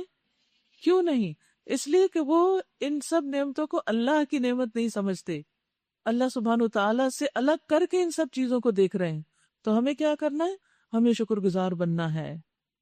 وہی ہے جس نے تمہارے لیے سمندر کو مسخر کر رکھا ہے تاکہ تم اس سے تر و تازہ گوشت لے کر کھاؤ، مچھلی وغیرہ، اور اس سے زینت کی وہ چیزیں نکالو جنہیں تم پہنا کرتے ہو، یعنی اس کے موتی منکوں وغیرہ سے جو زیورات بنا کے تم پہنتے ہو، موتیوں وغیرہ سے خصوصاً. تم دیکھتے ہو کشتی سمندر کا سینہ چیرتی ہوئی چلتی ہے. یہ سب کچھ اس لیے ہے کہ تم اپنے رب کا فضل تلاش کر سکو. اس لیے اللہ نے یہ سب کچھ اتنا متناسب بنایا کہ تمہاری کشتی چل سکے، اور نیچے سب کچھ چھپا دیا تاکہ تم خود ایکسپلور کرو، ڈھونڈو اور لے جاؤ اور اس کے شکر گزار بنو. اور ان میں سے کتنی ہی نعمتیں ایسی ہیں جن کا ہم اللہ تعالیٰ کو کچھ بھی پیمنٹ نہیں کرتے. بارش برسانے کی پیمنٹ کون کون کرتا ہے؟ لیکن گھر میں جو پانی آتا ہے اس کی پیمنٹ آپ کو کرنی پڑتی ہے. سورج نکلتا ہے تو کون کون بل دیتا ہے اس کا؟ کوئی بھی نہیں دیتا، سب فری. ساری نعمتیں فری میں ملی ہوئی ہیں آپ کو. صرف آپ سے کیا چاہا گیا کہ جس نے پیدا کیا اس کو پہچانو، اس کے شکر گزار بن جاؤ اور اس کے عبادت گزار ہو جاؤ، اس کو راضی کر کے دنیا سے جاؤ آخرت میں تاکہ اس کو دیکھ سکو. وَأَلْقَى فِي الْأَرْضِ رَوَاسِيَ أَن تَمِيدَ بِكُمْ، اس نے زمین میں پہاڑوں کی میخیں گاڑ دی تاکہ زمین تم کو لے کر ڈھلک نہ جائے. اس نے دریا جاری کیے اور قدرتی راستے بنائے تاکہ تم ہدایت پاؤ. یعنی ان دریاؤں کے ساتھ ساتھ چل کے بھی، ان کے اندر جو کشتیاں چلتی ہیں ان کے ذریعے بھی انسان مختلف علاقوں کو ایکسپلور کرتا ہے، نئی نئی آبادیوں کے پاس جا کے رکتا ہے، کیونکہ عموماً آبادیاں پانی کے پاس ہوتی ہیں. تو اس طرح نئی دنیایں کھلتی جاتی ہیں انسانوں پر. اس نے زمین میں راستہ بتانے والی علامتیں رکھ دی، یعنی ساری زمین ایک جیسی اسپاٹ نہیں بنا دی. کہیں پہاڑ ہیں، کہیں وادیاں ہیں، کہیں درخت ہیں، کہیں سمندر ہے، کہیں گھنے جنگل ہیں. یہ ساری علامتیں ہیں. اور تاروں سے بھی لوگ ہدایت پاتے ہیں، یعنی اندھیرے میں رات کے وقت تلاش کرتے ہیں جب دن کی نشانیاں مٹ جاتی ہیں. افمن یخلق کمن لا یخلق افلا تذکرون، پھر کیا وہ جو پیدا کرتا ہے اور جو کچھ بھی پیدا نہیں کرتے دونوں یکساں ہیں، کیا تم ہوش میں نہیں آتے؟ اور تم اللہ کی نعمتوں کو گننا چاہو تو گن نہیں سکتے۔ حقیقت یہ ہے کہ وہ بڑا ہی درگزر کرنے والا اور رحیم ہے، حالانکہ وہ تمہارے کھلے سے بھی واقف ہے اور چھپے سے بھی۔ اللہ اکبر، یعنی ہمارے سارے گناہوں کو جانتا ہے، اس کے باوجود ہمیں نعمتیں دیے چلے جا رہا ہے۔ کبھی ایسا نہیں ہوتا کہ ہم نماز نہ پڑھیں اور ہمارا کھانا نہ ملے ہمیں، اور کتنے لوگ ایسے جنہیں زندگی میں کوئی نماز نہیں پڑھی اور وہ بھی ساری ساری زندگی سے کھا پی رہے ہیں اور ساری نعمتوں سے فائدہ اٹھا رہے ہیں۔ تو یہ اللہ کی رحمت ہے تو ہی زندہ ہے۔ اور کیوں یہ آزادی دی ہوئی ہے؟ تاکہ بندوں کا امتحان لیا جائے، شاید کسی دن پلٹ آئیں، شاید اللہ کے وفادار بن جائیں۔ اور وہ دوسری ہستیاں جنہیں اللہ کو چھوڑ کر پکارتے ہیں، وہ کسی چیز کی بھی خالق نہیں ہیں بلکہ خود مخلوق ہیں، مردہ ہیں نہ کہ زندہ، اور ان کو کچھ معلوم نہیں کہ انہیں کب دوبارہ زندہ کر کے اٹھایا جائے گا۔ یعنی اللہ کو چھوڑ کر جس کسی کے سامنے بھی جھکتے ہیں تو وہ تو اللہ کی مخلوق ہیں، ان کو عبادت میں کیسے شریک کر سکتے ہو؟ اور پھر لا یخلقون شیئا وهم یخلقون کے بعد فرمایا اموات، مردہ ہے۔ یہاں اشارہ کس کی طرف ہے؟ یہاں اشارہ پتھروں کی طرف نہیں، ان کی تو کوئی زندگی نہیں تھی کہ موت ہو، وہ تو آلریڈی موت ہے، ڈیڈ ہے۔ یا سورج چاند ستاروں کی طرف نہیں ہے اشارہ، یہاں اشارہ ہے انسانوں میں سے ان ہستیوں کی طرف کہ جن کو مرنے کے بعد لوگ الہ کا درجہ دے دیتے ہیں، ان کی قبروں پہ جا کے نظر و نیاز دیتے ہیں، جانور قربان کرتے ہیں، سجدے کرتے ہیں ان کو، اور ان کے ساتھ وہ معاملہ کرتے ہیں جیسے کوئی اپنے رب کے ساتھ معاملہ کرے۔ تو اس سے روکا جا رہا ہے۔ وَمَا يَشْعُرُونَ أَيَّانَ يُبْعَثُونَ، ان کو تو یہ بھی نہیں پتا کہ وہ دوبارہ کب اٹھیں گے، کیونکہ جب وہ زندہ تھے تب بھی ان کو نہیں پتا تھا، مر کے کہاں سے پتا چلے گا کہ وہ اس قبر سے کب باہر آنے والے ہیں۔ جب ہم زندگی میں، ہم دنیا میں سوتے ہیں رات کو تو ہمیں پتا ہوتا ہے اتنے بجے اٹھنا، الارم لگا دیتے، کسی کو کہہ دیتے ہمیں جگا دو اگر ہم خود نہ جاگ سکیں، لیکن قبر والوں کو تو کوئی جگائے بھی تو وہ نہیں جاگتے، اور ان کے پاس کوئی الارم ہی نہیں ہے کہ وہ خود جب اٹھنا چاہیں وہ اٹھ سکیں۔ تو جب وہ اپنی نیند سے، اپنی موت سے اٹھ بھی نہیں سکتے، تو تمہاری باتیں کہاں سے سنیں گے، اور تمہاری نظر نیاز کو کہاں سے اپریشیٹ کریں گے، اور کس طرح تمہارے کام آئیں گے؟ تو غیر اللہ کو سجدہ شرک ہے، غیر اللہ سے دعا کرنا شرک ہے۔ الہکم الہ واحد، تمہارا الہ بس ایک ہی الہ ہے، ایک رب ہے، ایک خالق اور ایک مالک ہے، ایک معبود ہے۔ فالذین لا یؤمنون بالآخرۃ قلوبہم منکرۃ وہم مستکبرون، مگر جو لوگ آخرت کو نہیں مانتے ان کے دلوں میں انکار بس کر رہ گیا ہے اور وہ گھمنڈ میں پڑ گئے ہیں۔ اللہ یقیناً ان سب کے کرتوت جانتا ہے، چھپے ہوئے بھی اور کھلے بھی۔ وہ ان لوگوں کو ہرگز پسند نہیں کرتا جو غرور نفس میں مبتلا ہوں۔ جہاں ہم نے پیچھے بہت سی آیات پڑھی جس سے پتہ چلتا ہے کہ اللہ تعالیٰ کس کس سے محبت کرتا ہے، اب یہاں یہ بتا دیا کہ کس سے محبت نہیں کرتا۔ تو جو شخص اپنے آپ کو بڑی چیز سمجھتا ہو، تکبر کرتا ہو، وہ کبھی بھی اللہ کا محبوب نہیں بن سکتا۔ تو اللہ تعالیٰ کو بندے سے اس کی عاجزی پسند ہے، تکبر نہیں۔ اور جب کوئی ان سے پوچھتا ہے کہ تمہارے رب نے کیا چیز نازل کی، تو کہتے ہیں اجی وہ تو اگلے وقتوں کی فرسودہ کہانیاں ہیں۔ یہ باتیں وہ اس لیے کرتے ہیں کہ قیامت کے روز اپنے بوجھ بھی پورے اٹھائیں اور ساتھ ساتھ کچھ ان لوگوں کے بوجھ بھی سمیٹیں جنہیں یہ بربنائے جہالت گمراہ کر رہے ہیں۔ دیکھو کیسی سخت ذمہ داری ہے جو یہ اپنے سر لے رہے ہیں۔ ان سے پہلے بھی بہت سے لوگ حق کو نیچا دکھانے کے لیے ایسی ہی مکاریاں کر چکے ہیں، تو دیکھ لو کہ اللہ نے ان کے مکر کی عمارت جڑ سے اکھاڑ پھینکی اور اس کی چھت اوپر سے ان کے اوپر آ رہی، اور ایسے رخ سے ان پر عذاب آیا جدھر سے اس کے آنے کا ان کو گمان تک نہ تھا۔ پھر قیامت کے روز اللہ انہیں ذلیل و خوار کرے گا اور ان سے کہے گا بتاؤ اب کہاں ہے میرے وہ شریک جن کے لیے تم اہل حق سے جھگڑے کیا کرتے تھے۔ جن لوگوں کو دنیا میں علم حاصل تھا وہ کہیں گے آج رسوائی اور بدبختی ہے کافروں کے لیے، ہاں انہی کافروں کے لیے جو اپنے نفس پر ظلم کرتے ہوئے جب ملائکہ کے ہاتھوں گرفتار ہوتے ہیں تو سرکشی چھوڑ کر فوراً ڈگیں ڈال دیتے ہیں اور کہتے ہیں ہم تو کوئی قصور نہیں کر رہے تھے۔ ملائکہ جواب دے رہے ہیں کیسے نہیں کر رہے تھے، اللہ تمہارے کرتوتوں سے خوب واقف ہے، اب جاؤ جہنم کے دروازوں میں گھس جاؤ، وہیں تم کو ہمیشہ رہنا ہے، بس حقیقت یہ ہے کہ بڑا ہی برا ٹھکانہ ہے متکبروں کے لیے۔ تو اس سے یہ پتہ چلتا ہے کہ موت جو ہے وہ انسان کے لیے ہمیشہ کے خاتمے کا نام نہیں ہے۔ موت کے بعد انسان کی ایک اور زندگی شروع ہو جاتی ہے جس میں سزا بھی ہے، جزا بھی ہے، کیونکہ وہ کہتے ہیں نا آج جہنم کے دروازوں سے داخل ہو جاؤ، یعنی قبر کے اندر جو سزا ہے اس کی طرف اشارہ ہے۔ وَقِيلَ لِلَّذِينَ اتَّقَوْا مَاذَا أَنزَلَ رَبُّكُمْ قَالُوا خَيْرًا. سبحان اللہ، کیا کمپیریزن دیا ہوا ہے کہ جو لوگ منکر ہیں جب ان سے کہا جاتا ہے کہ رب نے کیا اتارا تو وہ کہتے ہیں پہلے لوگوں کی کہانیاں ہیں، اور تقوی والے کیا کہتے ہیں؟ جو اتارا ہے خیر ہی اتارا ہے، سب اچھا ہی اتارا ہے. کچھ اس کو اساطیر الاولین بتاتے ہیں اور کچھ اس کو خیر بتاتے ہیں. آپ کیا بتاتے ہیں؟ واقعی اللہ کرے کہ ہم سب کے لیے خیر ہی ہو، اور اسے خیر سمجھ کے ہم لیں، اور اس سے ہماری زندگی میں خیر ہی خیر ہو جائے اور ہمارا انجام بھی بخیر ہو جائے. للذین احسنوا فی ہذہ الدنیا حسنہ ولدار الآخرۃ خیر ولنعم دار المتقین. دوسری طرف جب تقوی والوں سے پوچھا جاتا ہے کہ یہ کیا چیز ہے جو تمہارے رب کی طرف سے نازل ہوئی، تو جواب دیتے ہیں بہترین چیز اتری ہے. یعنی جو قرآن کو پڑھتا اور سمجھتا جاتا ہے وہ اس کو قبول کرتا جاتا ہے، جس کے اندر خیر ہوتی. اس طرح کے نیکوکار لوگوں کے لیے اس دنیا میں بھی بھلائی ہے. انڈر لائن کر لیجئے، للذین احسنوا فی ہذہ الدنیا حسنہ. اس وعدے کو یاد رکھیں. کبھی ایسا نہیں ہو سکتا کہ آپ اللہ کی اس کتاب کو تھامے پکڑے اور آپ کے لیے خیر اور بھلائی نہ آئے. بعض اوقات ہم دنیا کی قربانی کر کے یہاں آتے ہیں نا. آپ نے ایک ڈگری کی، آپ اگلی کے لیے تیاری کر رہے تھے، اور اتنے میں آپ کو یہ راستہ دکھائی دیا. آپ اپنی دنیا کا 1 سال سیکریفائس کر کے یہاں بیٹھے. اب آپ پریشان ہوتے ہیں کہ میری دوستیں مجھ سے آگے نکل جائیں گی، وہ جلدی ڈگری لے لیں گی، ان کی جلدی شادی ہو جائے گی، ان کے بچے جلدی ہو جائیں گے، وہ جلدی بڑے ہو جائیں گے. کیا یہ واقعی یہ سب چیزیں انسانوں کے ہاتھوں میں؟ کیا ہر ڈگری کی تمنا رکھنے والا ڈگری لے سکا؟ کیا ہر ڈگری رکھنے والا جاب لے سکا، پسندیدہ اپنی مرضی کی جاب؟ کیا ہر جاب والا اپنی مرضی کا گھر بنا سکا اور اپنی مرضی کی شادی کر سکا؟ نہیں. کیا ہر اپنی مرضی اور پسند کی بیوی لانے والا اپنی پسند کی اولاد پیدا کر سکا؟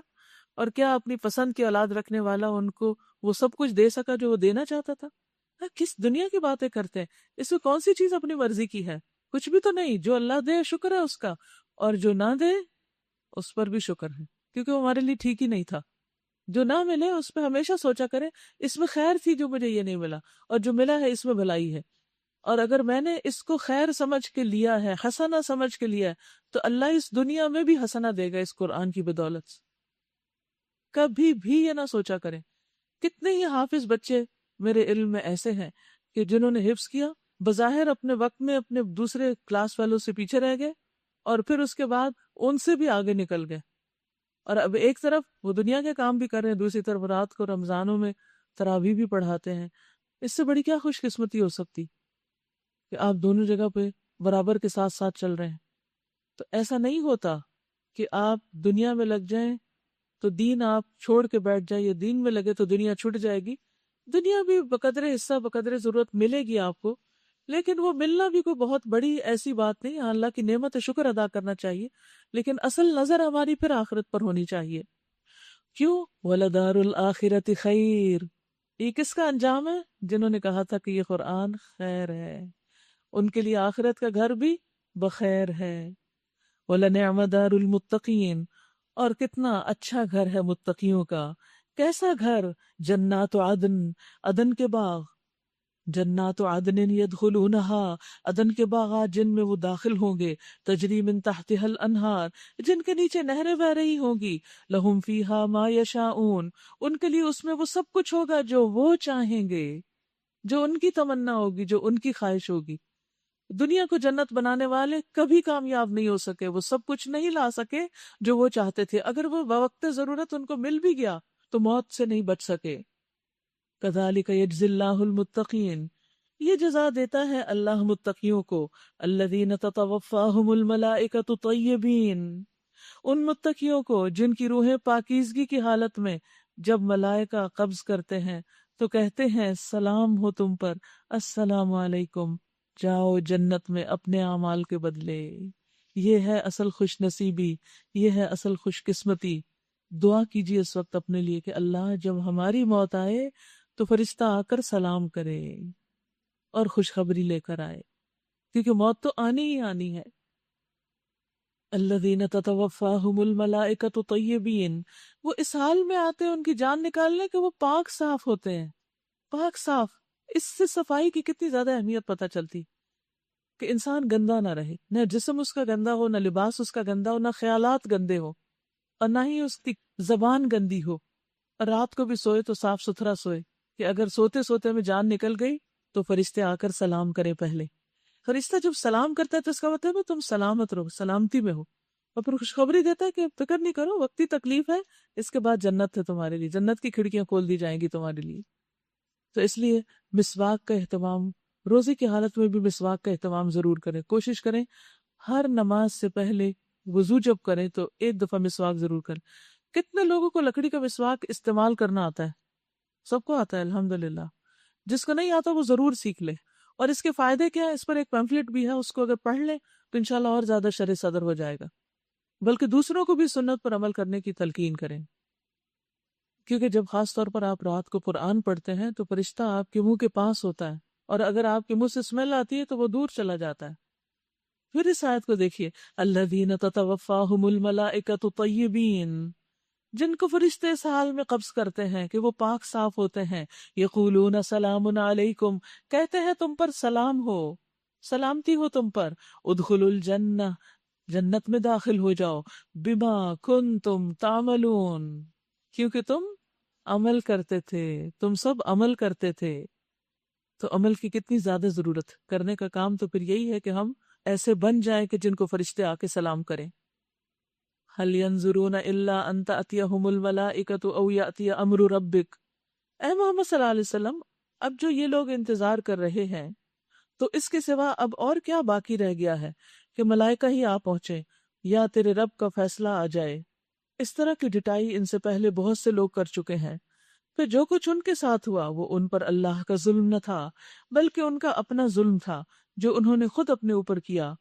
ان کے کرتوتوں کی خرابیاں آخر کار ان کی دامن گیر ہو گئیں، اور وہی چیز ان پر مسلط ہو کر رہی جس کا وہ مذاق اڑایا کرتے تھے۔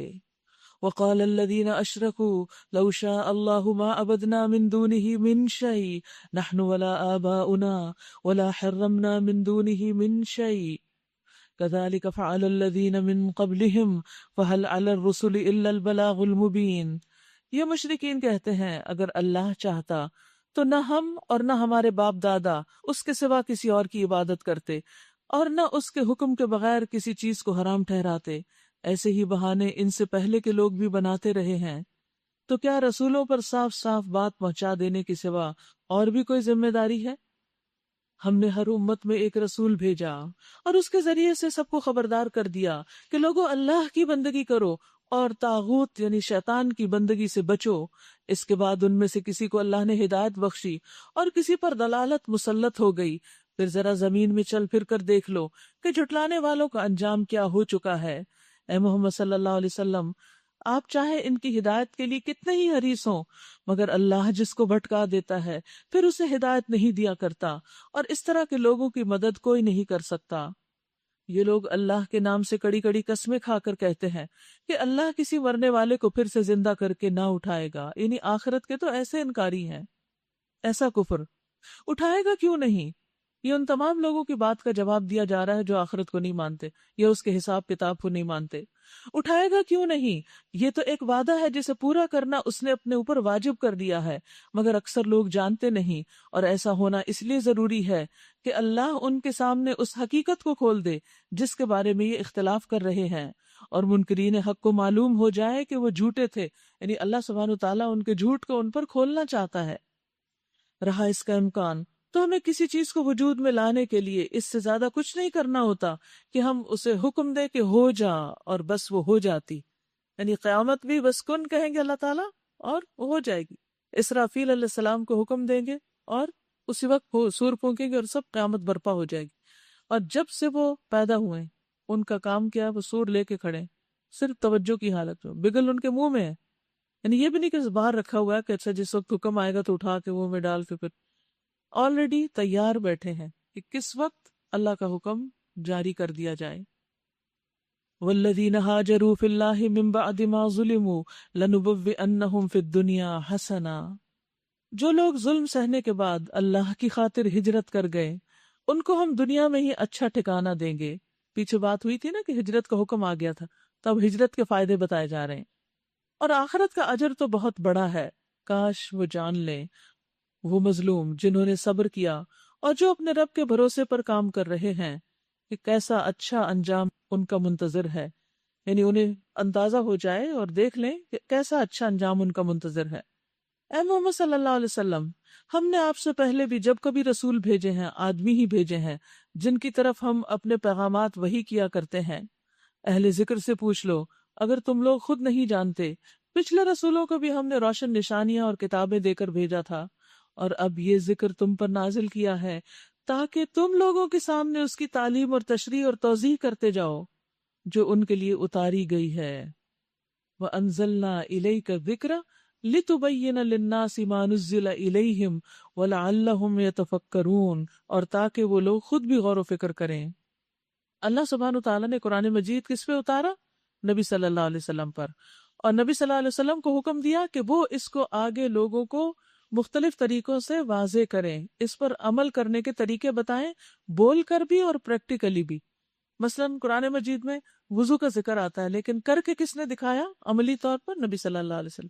نماز کا ذکر آتا ہے کئی بار، لیکن عملی طور پر کیسے کھڑے ہونا ہے، کیسے رکوع کرنا ہے، کیسے سجدے میں جانا ہے، سلام کیسے پھرنا، یہ سب ڈیٹیلز قرآن میں نہیں ہے۔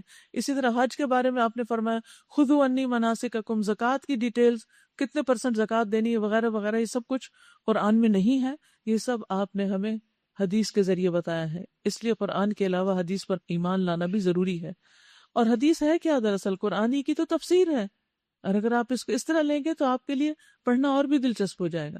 جب میں ایک زمانے میں بخاری پڑھا رہی تھی تو اس وقت میں ہر حدیث کے پڑھاتے ہوئے یہ سوچتی تھی کہ کبھی اللہ مجھے زندگی دے، موقع دے تو میں ان احادیث کو قرآن کی آیات کے ساتھ فٹ کر دوں کہ کون سی حدیث کس آیت کی تفسیر ہے، کیونکہ قرآن اللہ کی وحی ہے، اور نبی صلی اللہ علیہ وسلم نے اس وحی پر عمل کر کے چلتا پھرتا قرآن پن کے دکھایا تھا۔ تو جو کچھ حدیث کے اندر ہے وہ دراصل اللہ ہی کی طرف سے آیا ہے اور اسی کی عملی تعبیر ہے، تشریح ہے۔ سعید بن جبیر کہتے ہیں کہ انہوں نے نبی صلی اللہ علیہ وسلم کے حوالے سے کسی کو کوئی حدیث بتائی تو ایک شخص بولا اللہ کی کتاب میں اس کے برعکس حکم موجود ہے۔ تو سعید بن جبیر نے کہا میں تمہارے سامنے نبی صلی اللہ علیہ وسلم کے حوالے سے حدیث بیان کر رہا ہوں اور تم اس کے مقابلے میں اللہ کی کتاب پیش کر رہے ہو۔ اللہ کے رسول اللہ کی کتاب کے بارے میں تم سے زیادہ علم رکھتے تھے، ان کو زیادہ پتا تھا کہ قرآن میں کیا لکھا ہے۔ پھر اسی طرح یہ ہے کہ نبی صلی اللہ علیہ وسلم نے فرمایا اگر تمہارا کوئی دنیاوی معاملہ ہو تو تم خود اس کے بارے میں زیادہ جانتے ہو، ہاں اگر دین کا معاملہ ہو تو میری طرف لایا کرو۔ تو بدعات ہوتی بھی دین کے معاملے میں ہے، دنیاوی معاملات میں بدعت نہیں ہوتی۔ أَفَأَمِنَ الَّذِينَ مَكَرُوا السَّيِّئَاتِ أَن يَخْسِفَ اللَّهُ بِهِمُ الْأَرْضَ أَوْ يَأْتِيَهُمُ الْعَذَابُ مِنْ حَيْثُ لَا يَشْعُرُونَ۔ پھر کیا وہ لوگ جو دعوت پیغمبر کی مخالفت میں بدتر سے بدتر چالیں چل رہے ہیں اس بات سے بالکل ہی بے خوف ہو گئے ہیں کہ اللہ ان کو زمین میں دھنسا دے یا ایسے گوشے سے ان پر عذاب لے آئے جدھر سے اس کے آنے کا ان کو وہم و گمان تک نہ ہو، وَهُمْ لَا يَشْعُرُونَ۔ تو کبھی بھی انسان کو اللہ کے عذاب سے بے خوف نہیں ہونا چاہیے۔ اور یہ بری چالیں کون سی تھی؟ نبی صلی اللہ علیہ وسلم کو قتل کرنے کی، اسلام کو نقصان دینے کی۔ اور اسی طرح اللہ تعالیٰ نے جو احکامات ہمارے لیے بھیجے جب ہم اس پر عمل نہیں کرتے تو بھی مسلسل نافرمانی سے ڈرنا چاہیے، کیونکہ اللہ تعالیٰ کسی وقت بھی انسان کو پکڑ سکتا ہے۔ رسول اللہ صلی اللہ علیہ وسلم نے فرمایا اس امت کے لوگوں پر زمین میں دھنسانے، شکلیں مسخ ہونے اور آسمان سے پتھروں کی بارش برسنے کا عذاب آئے گا، یعنی مسلمانوں پر۔ مسلمانوں میں سے کسی آدمی نے عرض کیا یا رسول اللہ صلی اللہ علیہ وسلم یہ کب ہوگا؟ آپ نے فرمایا جب گانے بجانے والی عورتیں ظاہر ہوں گی، آلات موسیقی عام استعمال ہوں گے اور شرابیں پی جائیں گی، یعنی جب یہ کبیرہ گناہ عام ہو جائیں گے تو پھر اللہ سبحانہ وتعالیٰ طرح طرح کے عذاب بھیجیں گے۔ او یأخذہم فی تقلبہم فما ہم بمعجزین، یا اچانک چلتے پھرتے ان کو پکڑ لے، یا ایسی حالت میں انہیں پکڑے جبکہ انہیں خود آنے والی مصیبت کا کھٹکا لگا ہوا ہو اور وہ اس سے بچنے کی فکر میں چوکنے ہوں، یعنی مصیبت سر پہ آئی ہوئی اور وہ بچنا چاہ رہے ہوں لیکن بچ نہ سکیں۔ وہ جو کچھ بھی کرنا چاہے یہ لوگ اس کو عاجز نہیں کر سکتے۔ حقیقت یہ ہے کہ تمہارا رب بڑا ہی نرم خو اور رحیم ہے۔ اور کیا یہ لوگ اللہ کی پیدا کی ہوئی کسی چیز کو بھی نہیں دیکھتے کہ اس کا سایہ کس طرح اللہ کے زور سجدہ کرتے ہوئے دائیں اور بائیں گرتا ہے؟ کل آپ کو ایک ہوم ورک ملا تھا کہ ڈھلتے سائے کو دیکھ کر سجدے کو یاد کرنا ہے. کسی کو خیال آیا؟ الحمدللہ. زمین اور آسمانوں میں جس قدر جاندار مخلوقات ہیں اور جتنے ملائکہ ہیں سب اللہ کے آگے سر بسجود ہیں. وہ ہرگز سرکشی نہیں کرتے کیونکہ سجدہ کرنے والا اپنے رب کے بہت قریب ہوتا ہے. یخافون ربہم من فوقہم ویفعلون ما یؤمرون. اپنے رب سے ڈرتے ہیں جو ان کے اوپر ہے اور جو کچھ حکم دیا جاتا ہے اسی کے مطابق کرتے ہیں. سجدہ کر لیجیے. اس کے لیے باقاعدہ زمین کے اوپر لیٹنے کی ضرورت نہیں ہے. سجدہ تلاوت جو ہے وہ جھک کر بھی ہو جاتا ہے. ٹھیک ہے، جگہ ہے تو کر لیجیے، ورنہ دوسروں کو آپ اذیت نہ دیجیے. اگر آپ کے پاس جگہ نہ ہو، کراؤڈ بڑا اور سجدے کی آیت پڑھی جائے سنی جائے تو کہاں تک جھک سکتے ہیں آپ؟ جھکیے تھوڑا سا، جھکیے اور جھکیے جہاں تک جھک سکتے ہیں، جہاں تک سب. باقی کیوں نہیں جھک رہے؟ کتنا اچھا لگتا ہے جو سب جھکے. اس طرح بھی جھک کے سجدہ کر سکتے. اوکے چلیے ٹھیک ہے. بہت دفعہ سجدے کی جگہ نہ ہونے کی وجہ سے اچھا کرسی پہ بیٹھے ہیں اب کون مصلی بچھائے اور وہاں جا کے نیچے اتر کے سجدہ کر کے پھر واپس بیٹھ کے پھر تو تلاوت کا سجدہ جو ہے اس میں رخصت ہے. ٹھیک ہے، افضل تو یہی ہے کہ پراپر سجدہ کریں، لیکن اگر جگہ نہ ہو تو اتنا بھی جھک کے کام چلایا جا سکتا ہے. سجدہ اللہ سبحانہ و تعالیٰ کے نزدیک سب سے زیادہ پسندیدہ عمل ہے. نبی صلی اللہ علیہ وسلم نے فرمایا سجدہ کرتے ہوئے بندہ اپنے رب سے سب سے زیادہ قریب ہوتا ہے. ابھی آپ قریب سے ہو کر آئیں، بس سجدوں میں کثرت کے ساتھ دعا کیا کرو. سجدہ اللہ کے نزدیک نہایت پسندیدہ ہے. مادان بن ابی طلحہ یامری سے روایت ہے کہ میں صوبان مولا رسول اللہ صلی اللہ علیہ وسلم سے ملا. عرض کیا کہ آپ مجھے ایسے عمل کی خبر دیں جس کے کرنے سے مجھے اللہ جنت میں داخل کر دے. یا میں نے کہا کہ مجھے اللہ کے نزدیک سب سے پسندیدہ عمل کے بارے میں خبر دیں. وہ خاموش رہے. پھر میں نے پوچھا، وہ خاموش رہے. تیسری بار پوچھا تو انہوں نے فرمایا میں نے رسول اللہ صلی اللہ علیہ وسلم سے اس بارے میں سوال کیا تھا تو آپ نے فرمایا تم پر اللہ کے لیے سجدوں کی کثرت لازم ہے. زیادہ سے زیادہ سجدے جمع کر لو اپنی نمازوں کے یا اللہ کے حضور کے. تم میں جب بھی کوئی سجدہ کرے تو اللہ تعالیٰ اس سجدے کی وجہ سے اس کا ایک درجہ اوپر بڑھا دیتے ہیں اور اس کے ذریعے تمہاری ایک خطا مٹا دیتے ہیں. تو گناہ بھی جڑتے ہیں اور درجے بھی بڑھتے ہیں. وقال اللہ لا تتخذوا الہین اثنین. اور اللہ تعالیٰ فرماتا ہے کہ دو الہ نہ بناؤ، الہ تو بس ایک ہی ہے، لہٰذا تم مجھے سے ڈرو. ابھی دنیا میں ایسے لوگ ہیں زراسٹرینز جن کا عقیدہ کیا ہے کہ دو خدا ہے، ایک نیکی کا اور ایک بدی کا. اسی کا ہے وہ سب کچھ جو آسمانوں میں ہے اور جو زمین میں ہے، اور خالصتاً اسی کا دین ساری کائنات میں چل رہا ہے. پھر کیا اللہ کو چھوڑ کر تم کسی اور سے ڈرو گے، کسی اور کا تقویٰ کرو گے؟ وَمَا بِكُم مِّن نِّعْمَةٍ فَمِنَ اللَّهِ. انڈر لائن کیجئے وَمَا بِكُم مِّن نِّعْمَةٍ فَمِنَ اللَّهِ ثُمَّ إِذَا مَسَّكُمُ الضُّرُّ فَإِلَيْهِ تَجْأَرُونَ. تم کو جو نعمت بھی حاصل ہے، اب گنے اپنی نعمتیں، گن نہیں سکتے، اللہ ہی کی طرف سے ہے. پھر جب کوئی سخت وقت تم پر آتا ہے تو تم لوگ خود اپنی فریادیں لے کر اسی کی طرف دوڑتے ہو. یعنی توحید کی گواہی تمہارے اپنے نفس کے اندر ہے، تمہیں پتا ہے سب کچھ تمہیں اللہ ہی نے دے رکھا ہے، پھر تم دوسروں کی باتوں میں آ کر اس حقیقت کا انکار کر رہے ہو. مگر جب اللہ اس وقت کو ٹال دیتا ہے تو یکا یک تم میں سے ایک گروہ اپنے رب کے ساتھ دوسروں کو اس مہربانی کے شکریہ میں شریک کرنے لگتا ہے، یعنی اللہ کو بھول کر کسی دیوی دیوتا کا نذرانہ دینے لگتا ہے تاکہ اللہ کے احسان کی ناشکری کرے. اچھا مزے کر لو، ان قریب تمہیں معلوم ہو جائے گا. یہ لوگ جن کی حقیقت سے واقف نہیں، ان کے حصے ہمارے دیے ہوئے رزق میں سے مقرر کرتے ہیں، یعنی بتوں کے نام پر. ان کی نظر نیاز اور بھینٹ کے لیے اپنی آمدنی اور اپنی زمینوں میں سے ایک حصہ مقرر کر کے نکالتے ہیں. اللہ کی قسم ضرور تم سے پوچھا جائے گا کہ یہ جھوٹ تم نے کیسے گھڑ لیے تھے.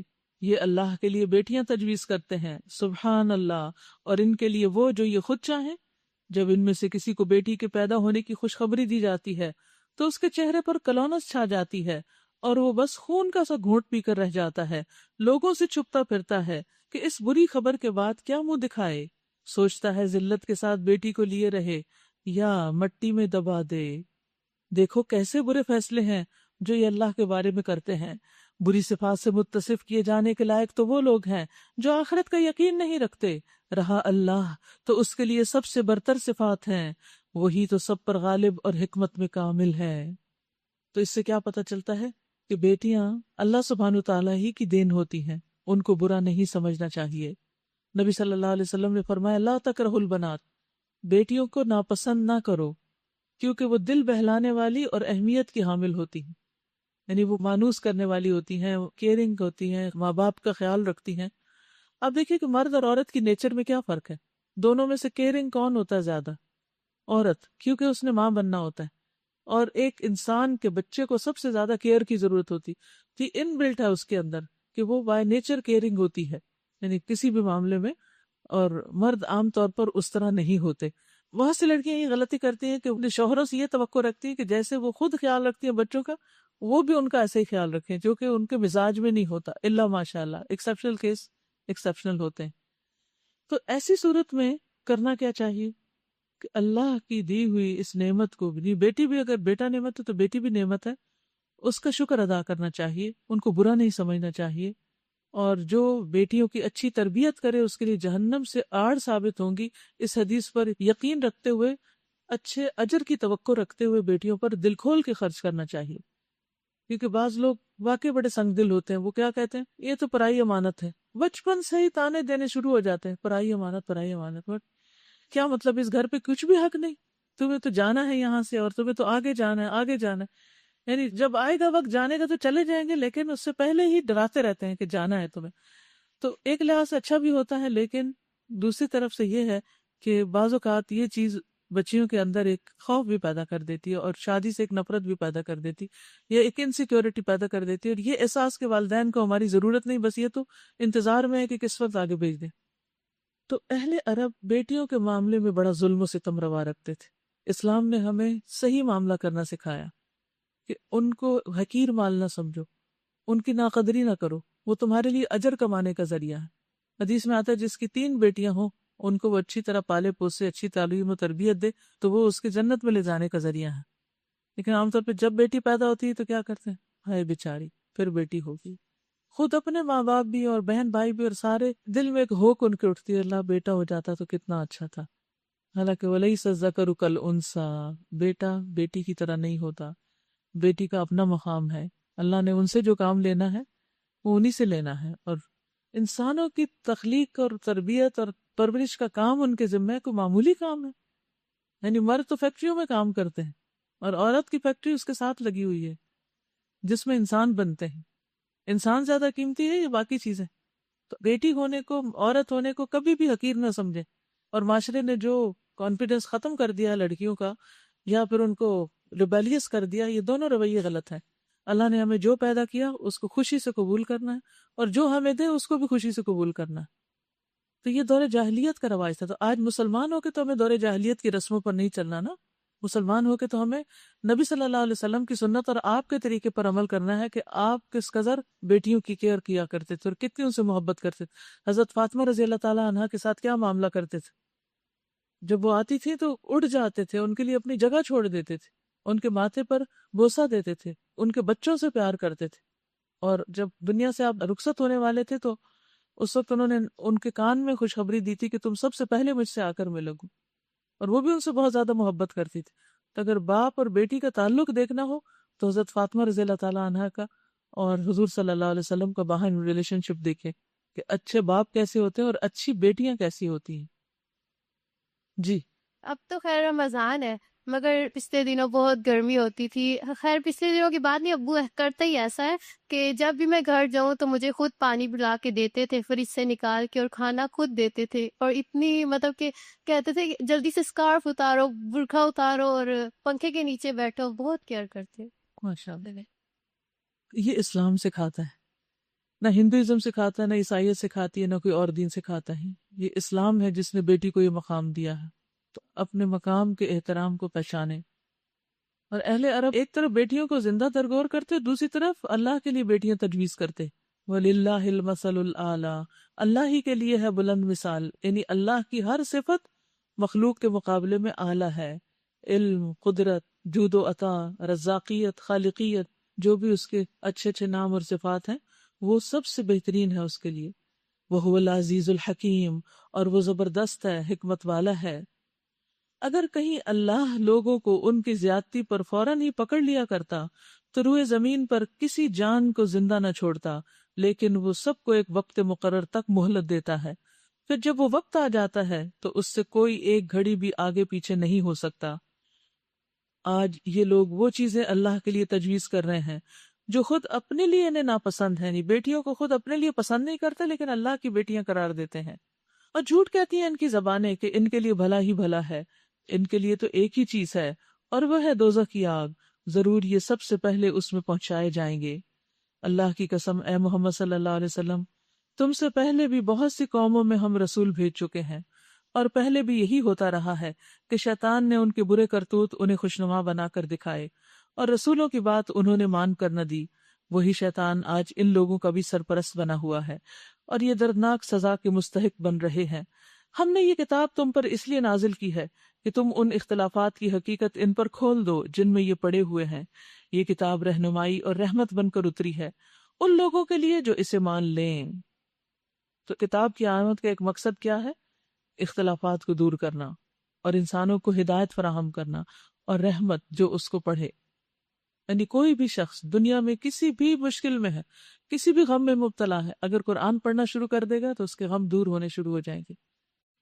واللہ انزل من السماء ماء فاحیا به الارض بعد موتها، اللہ نے آسمان سے پانی برسایا اور یکا یک مردہ پڑی ہوئی زمین میں اس کی بدولت جان ڈال دی، یقیناً اس میں ایک نشانی ہے ان لوگوں کے لیے جو سنتے ہوں۔ وَإِنَّ لَكُمْ فِي الْأَنْعَامِ لَعِبْرَةً نُسْقِيكُم مِّمَّا فِي بُطُونِهِ مِن بَيْنِ فَرْثٍ وَدَمٍ لَبَنًا خَالِصًا سَائِغًا لِلشَّارِبِينَ، اور تمہارے مویشیوں میں بھی ایک سبق موجود ہے، کیٹلز میں، ان کے پیٹ سے گوبر اور خون کے درمیان ہم ایک چیز تمہیں پلاتے ہیں، یعنی خالص دودھ۔ حیرت انگیز چیز، اگر گائے کا یا اونٹنی کا تھن دیکھا جائے تو گوشت اور خون کا بنا ہوتا ہے، کچھ مسلز ہوتے ہیں، کچھ اور اس طرح کی چیزیں، لیکن اسی کے اندر اللہ سبحانہ وتعالیٰ نے دودھ کی نالیاں بھی بنا رکھی، اور جب وہ جانور کھاتا ہے کچھ تو وہ چارہ کھا رہا ہوتا ہے جس سے اس کے اپنے جسم کے لیے بھی غذا بنتی، اس کا ویسٹ بھی آتا ہے اور اسی سے سب چارے سے سفید دودھ بن جاتا۔ جانور کے جسم کے اندر کون سی چیز ہے سفید؟ یہ کون سی چیز ایسی ہے جو اس کو سفید کر رہی ہے؟ اللہ تعالیٰ چاہتا ہے تو دودھ کا رنگ بھی لال یا جام شیری جیسا یا پھر سبز کسی اور شربت جیسا بنا کے بھیج دیتا، لیکن کتنا پرفیکٹ کلر ہے سفید، کیا اللہ کی شان ہے۔ یعنی حیرت ہوتی ہے، دودھ کو دیکھتے ہی ایک عجیب سی کیفیت ہوتی ہے، اور جب ایک ایک گھونٹ انسان اس کو پیتا جائے، خاص طور پہ گرم ہوتا ہے نا تو پینے میں ٹائم لگتا ہے، تو غور و فکر کا بہت اچھا موقع ہوتا ہے، تو ہر سپ پر آپ اس میں غور و فکر کر سکتے ہیں کیا چیز اللہ نے بنائی، ٹیسٹ کیسا، اس کا رنگ کیسا، اس کی خوشبو کیسی، اور اس کے بینیفٹس کتنے، مکمل غذا ہے۔ بچے جب کچھ نہیں کھاتے تو صرف دودھ پر زندہ رہ سکتے ہیں، اور یہ آتا کہاں سے؟ سورس کو دیکھو، پھر تمہیں پتہ چلے کہ اللہ کی کتنی بڑی نشانی ہے جو پینے والوں کے لیے نہایت خوشگوار ہے۔ اچھا، دودھ کے بارے میں حدیث کہ دودھ جو ہے یہ بہترین صدقہ بھی ہے اور بہترین غذا۔ آپ صلی اللہ علیہ وسلم نے فرمایا، میں نہیں جانتا کہ کھانے اور پینے دونوں کی کفایت دودھ کے علاوہ کوئی چیز کر سکتی جو کھانے اور پینے دونوں کا کام کرے۔ نبی صلی اللہ علیہ وسلم نے فرمایا، جو شخص کسی کو ہدیے میں چاندی یا سونا دے یا کسی کو مشکیزہ دے دے یا کسی کو دودھ پلا دے تو یہ ایسے ہے جیسے ایک غلام کو آزاد کرنا، یعنی دودھ کا صدقہ سونے چاندی کے برابر ایک طرح سے رکھا، اتنا اجر و ثواب ہے اجر کے اعتبار سے۔ تو اگر آپ غلام آزاد کرنا چاہیں تو دوسروں کو دودھ پلا دیں، بالکل جانوروں کو بھی پلانے سے، جیسے بلی وغیرہ کو بھی پلا سکتے ہیں، ٹھیک ہے۔ اسی طرح کھجور کے درختوں اور انگور کی بیلوں سے بھی ہم ایک چیز تمہیں پلاتے ہیں جسے تم نشہ آور بھی بنا لیتے ہو اور پاک رزق بھی، شراب بھی بنتی ہے اور جوس بھی بنتا ہے کھجور کے درختوں اور انگور کی بیلوں سے۔ آپ کو نبیز بنانا آتا ہے؟ کھجور کو توڑ کے اس کو رات کو بھگو کے اور صبح اس کو مسل کے یا شیک کر کے آپ اس کا ڈرنک پی سکتے ہیں، اور اگر اس کو رکھ دیا جائے تو اس کے اندر خمار پیدا ہو جاتا ہے، پھر وہ ٹاکسک ہو جاتا ہے۔ تو اللہ سبحانہ وتعالیٰ فرماتے ہیں ایک ہی چیز ہے، اس میں فائدے بھی ہیں اور تم اس کو بگاڑ کے نقصان دہ بھی بنا لیتے، اللہ کی نافرمانی کا کام بھی لیتے۔ یقیناً اس میں ایک نشانی ہے عقل سے کام لینے والوں کے لیے، اور دیکھو تمہارے رب نے شہد کی مکھی پر یہ بات وحی کر دی۔ آج تو نشانیاں ہی نشانیاں پورے سپارے میں، جدھر آنکھ اٹھا کے دیکھو ادھر ہی اللہ کی کوئی نہ کوئی قدرت کی نشانی نظر آئے، انسانوں سے لے کر جانور اور آسمانی مخلوق اور زمینی اور کھانے پینے کی چیزیں، اور پھر اب شہد کی مکھی۔ وَأَوْحَى رَبُّكَ إِلَى النَّحْلِ أَنِ اتَّخِذِي مِنَ الْجِبَالِ بُيُوتًا وَمِنَ الشَّجَرِ وَمِمَّا يَعْرِشُونَ ثُمَّ كُلِي مِن كُلِّ الثَّمَرَاتِ فَاسْلُكِي سُبُلَ رَبِّكِ ذُلُلًا یخرج من بطونها شراب مختلف الوانه فیہ شفاء للناس ان فی ذلک لآیۃ لقوم یتفکرون۔ اور دیکھو تمہارے رب نے شہد کی مکھی پر یہ بات وحی کر دی، وہی کہتے ہیں خفیہ اشارے کو، اس کے دل میں ڈال دی، چھوٹی سی مکھی اور اس کا دل، اس کا شعور، اور اس میں اللہ تعالیٰ نے پروگرامنگ کر دی یا اس کے اندر اشارہ کیا، طریقہ کیا اللہ ہی جانتا ہے، لیکن اللہ نے اس کو سکھایا، کسی انسان نے اس کو شہد بنانے کی ٹریننگ نہیں دی۔ کیا وحی کی کہ پہاڑوں میں، درختوں میں اور چڑھائی ہوئی بیلوں میں اپنے چھتے بنا اور ہر طرح کے پھلوں کا رس چوس اور اپنے رب کی ہموار کی ہوئی راہوں پر چلتی رہے۔ یعنی اس کے اڑنے کا بھی ایک خاص لیول ہوتا ہے، نہ اس سے اوپر اڑتی ہے نہ اس سے نیچے۔ یعنی شہد کے لیے جب جوس لینے کے لیے جاتی ہے تو اس وقت کی بات ہو رہی ہے، اور ہر طرح کے پھلوں کا رس چوس اور اپنے رب کی ہموار کی ہوئی راہوں پر چلتی رہے۔ اس مکھی کے اندر سے رنگ برنگ کا ایک شربت نکلتا ہے جس میں شفا ہے لوگوں کے لیے۔ یعنی وہ سب جوس پھولوں سے چوس چوس کر اپنے پیٹ میں لے جاتی ہے اور پھر اس کو واپس الٹتی ہے اپنے چھتے کے اندر، جہاں پر وہ شہد کی شکل میں منہ بند ہوتا ہے اور ہم تک پہنچتا ہے۔ یعنی جیسے دودھ کا سورس یا اوریجن آپ غور کریں، اسی طرح شہد کا سورس یا اوریجن معلوم کریں کہ یہ آیا کہاں سے، واٹ از دا سورس۔ ہم شہد کی بوتل اٹھاتے ہیں، اس کو ڈال لیتے ہیں، گھماتے ہیں، پی لیتے ہیں، یا لگا کے اوپر سینڈوچ وغیرہ پہ کھا لیتے ہیں، اور غور نہیں کرتے کہ یہ آیا کہاں سے۔ آنے کی جہاں بات ہوتی ہے تو ہم بازار کا شیلف یاد کر لیتے ہیں کسی ڈپارٹمنٹل سٹور پہ کہ وہاں سے اٹھایا تھا، ہاں، حالانکہ وہ آتا کہیں اور سے ہے، اور وہ کتنی چھوٹی سی چیز ہے، کتنی معمولی سی چیز جس کے اندر یہ سب کچھ تیار ہوتا ہے، اور اس میں شفا بھی ہے۔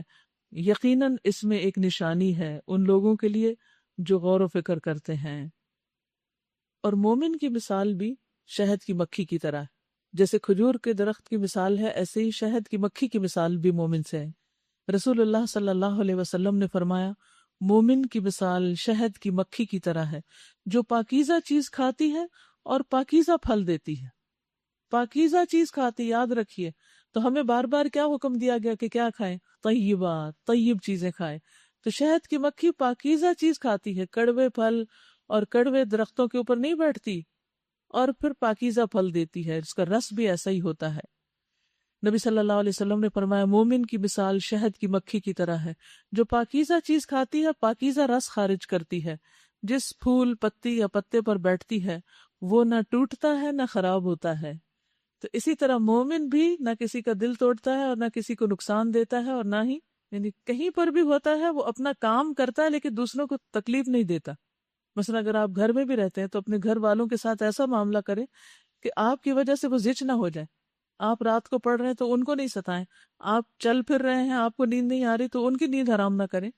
کل ہم نے پڑھا تھا نا سورۃ الرعد میں کہ اما ما ينفع الناس فيمكث في الارض، جو لوگوں کو فائدہ دے گا وہ زمین میں ٹھہر جائے گا۔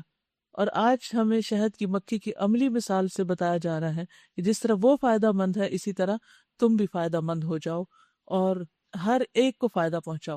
اور اگر کسی سے کوئی کام بھی لو دو تو وہ ایسے کہ اس کو نقصان نہ پہنچے۔ یعنی بعض اوقات انسان فائدہ لے رہا ہوتا ہے اور بعض اوقات دے رہا ہوتا ہے، دینے میں تو دوسرے کا فائدہ ہی فائدہ ہے، لیکن بعض اوقات جب فائدہ لے رہا ہوتا ہے تو دوسرے کو تکلیف پہنچ سکتی، تو اس تکلیف سے بچانا چاہیے۔ یعنی کسی سے کوئی بھی کام لیتے ہوئے، ویسے کسی سے کوئی چیز پکڑتے ہوئے لیتے، بعض لوگوں کی عادت کیا آتی، بہت پیار سے آرام سے چیز لیتے، اور بعض اوقات لوگ چھین کے ایسے ہی بس جھٹکے دے دے کے یا پکڑاتے تو ایسے پھینک کے پکڑا دیتے ہیں جو جا کے چاہے کسی کے سر پہ لگے۔ تو ایسی چیزوں سے پرہیز کرنا چاہیے۔ یہ چھوٹے چھوٹے مینرز، ایٹیکیٹ، آداب، اخلاق ہمارے دین نے ہمیں سکھائے ہیں۔ نوک والی چیز کو سامنے رکھ کے کسی کو دینے کی بھی اجازت نہیں ہے، یعنی اگر چھری وغیرہ دینی ہو، چاقو یا کینچی، تو الٹے طرف سے دے، نوک دوسرے کو نہ لگ جائے کہیں۔ اسلحہ اٹھا کے پھرنے گھومنے کی ایک ممانعت ہے کہ کہیں اچانک چلنا پڑے اور دوسرے کی جان نہ جائے۔ اور پھر شہد میں شفا بھی ہے اور اس کی گواہی خود قرآن دے رہا ہے، ٹھیک ہے؟ تو اس پر یقین کرتے ہوئے اپنی زندگی میں شہد کو شامل کر لیں۔ تھوڑی مقدار سوٹ کرتی تو تھوڑی کر لیں، زیادہ کرتی تو زیادہ کر لیں، لیکن بہرحال اس میں شفا ہے۔ حدیث میں آتا ہے شفا 3 چیزوں میں ہے، شہد پینے میں، پچنے لگوانے میں، اور آگ سے داغ دینے میں، اور میں اپنی امت کو داغنے سے منع کرتا ہوں۔ یعنی بعض علاج ایسے ہوتے ہیں کہ جیسے وہ کینڈل ہوتی ہے نا، تو کینڈل اوپر سے اس کا جو شعلہ ہوتا ہے اس کے اوپر ہاتھوں کے مختلف پوائنٹس کو رکھ کے تھوڑی تھوڑی ہیٹ دیتے ہیں، جلاتے ہیں. تو ایسے علاج بھی نہیں کرنے چاہیے کیونکہ جلانے اور داغنے سے منع کیا گیا.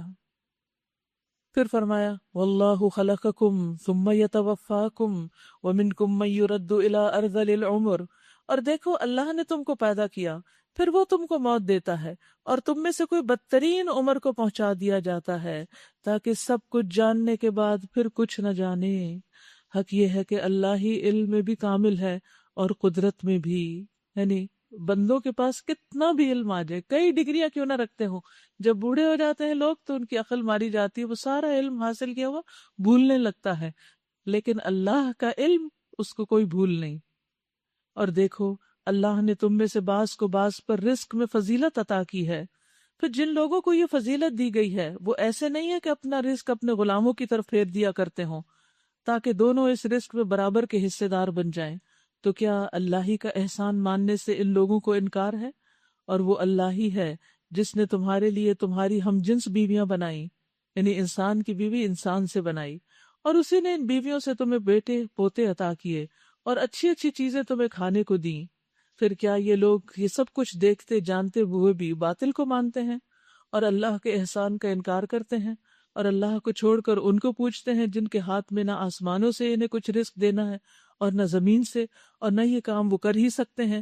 بس اللہ کے لیے مثالیں نہ گھڑو، اللہ جانتا ہے تم نہیں جانتے. یعنی اللہ کو انسانوں پر قیاس نہ کرو.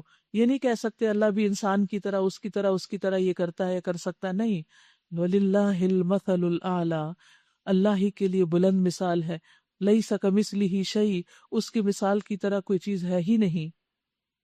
اللہ ایک مثال دیتا ہے، ایک تو ہے غلام جو دوسرے کا مملوک ہے اور خود کوئی اختیار نہیں رکھتا، دوسرا ایسا شخص جسے ہم نے اپنی طرف سے اچھا رزق عطا کیا ہے اور وہ اس میں سے کھلے اور چھپے خوب خرچ کرتا ہے.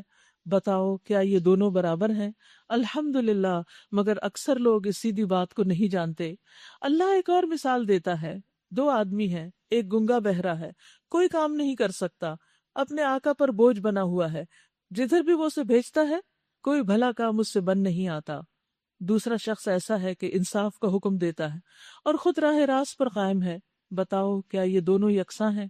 اور زمین و آسمان کے پوشیدہ حقائق کا علم تو اللہ ہی کو ہے، اور قیامت کے برپا ہونے کا معاملہ کچھ دیر نہ لے گا مگر بس اتنی کہ جس میں آدمی کی پلک جھپک جائے، بلکہ اس سے بھی کچھ کم.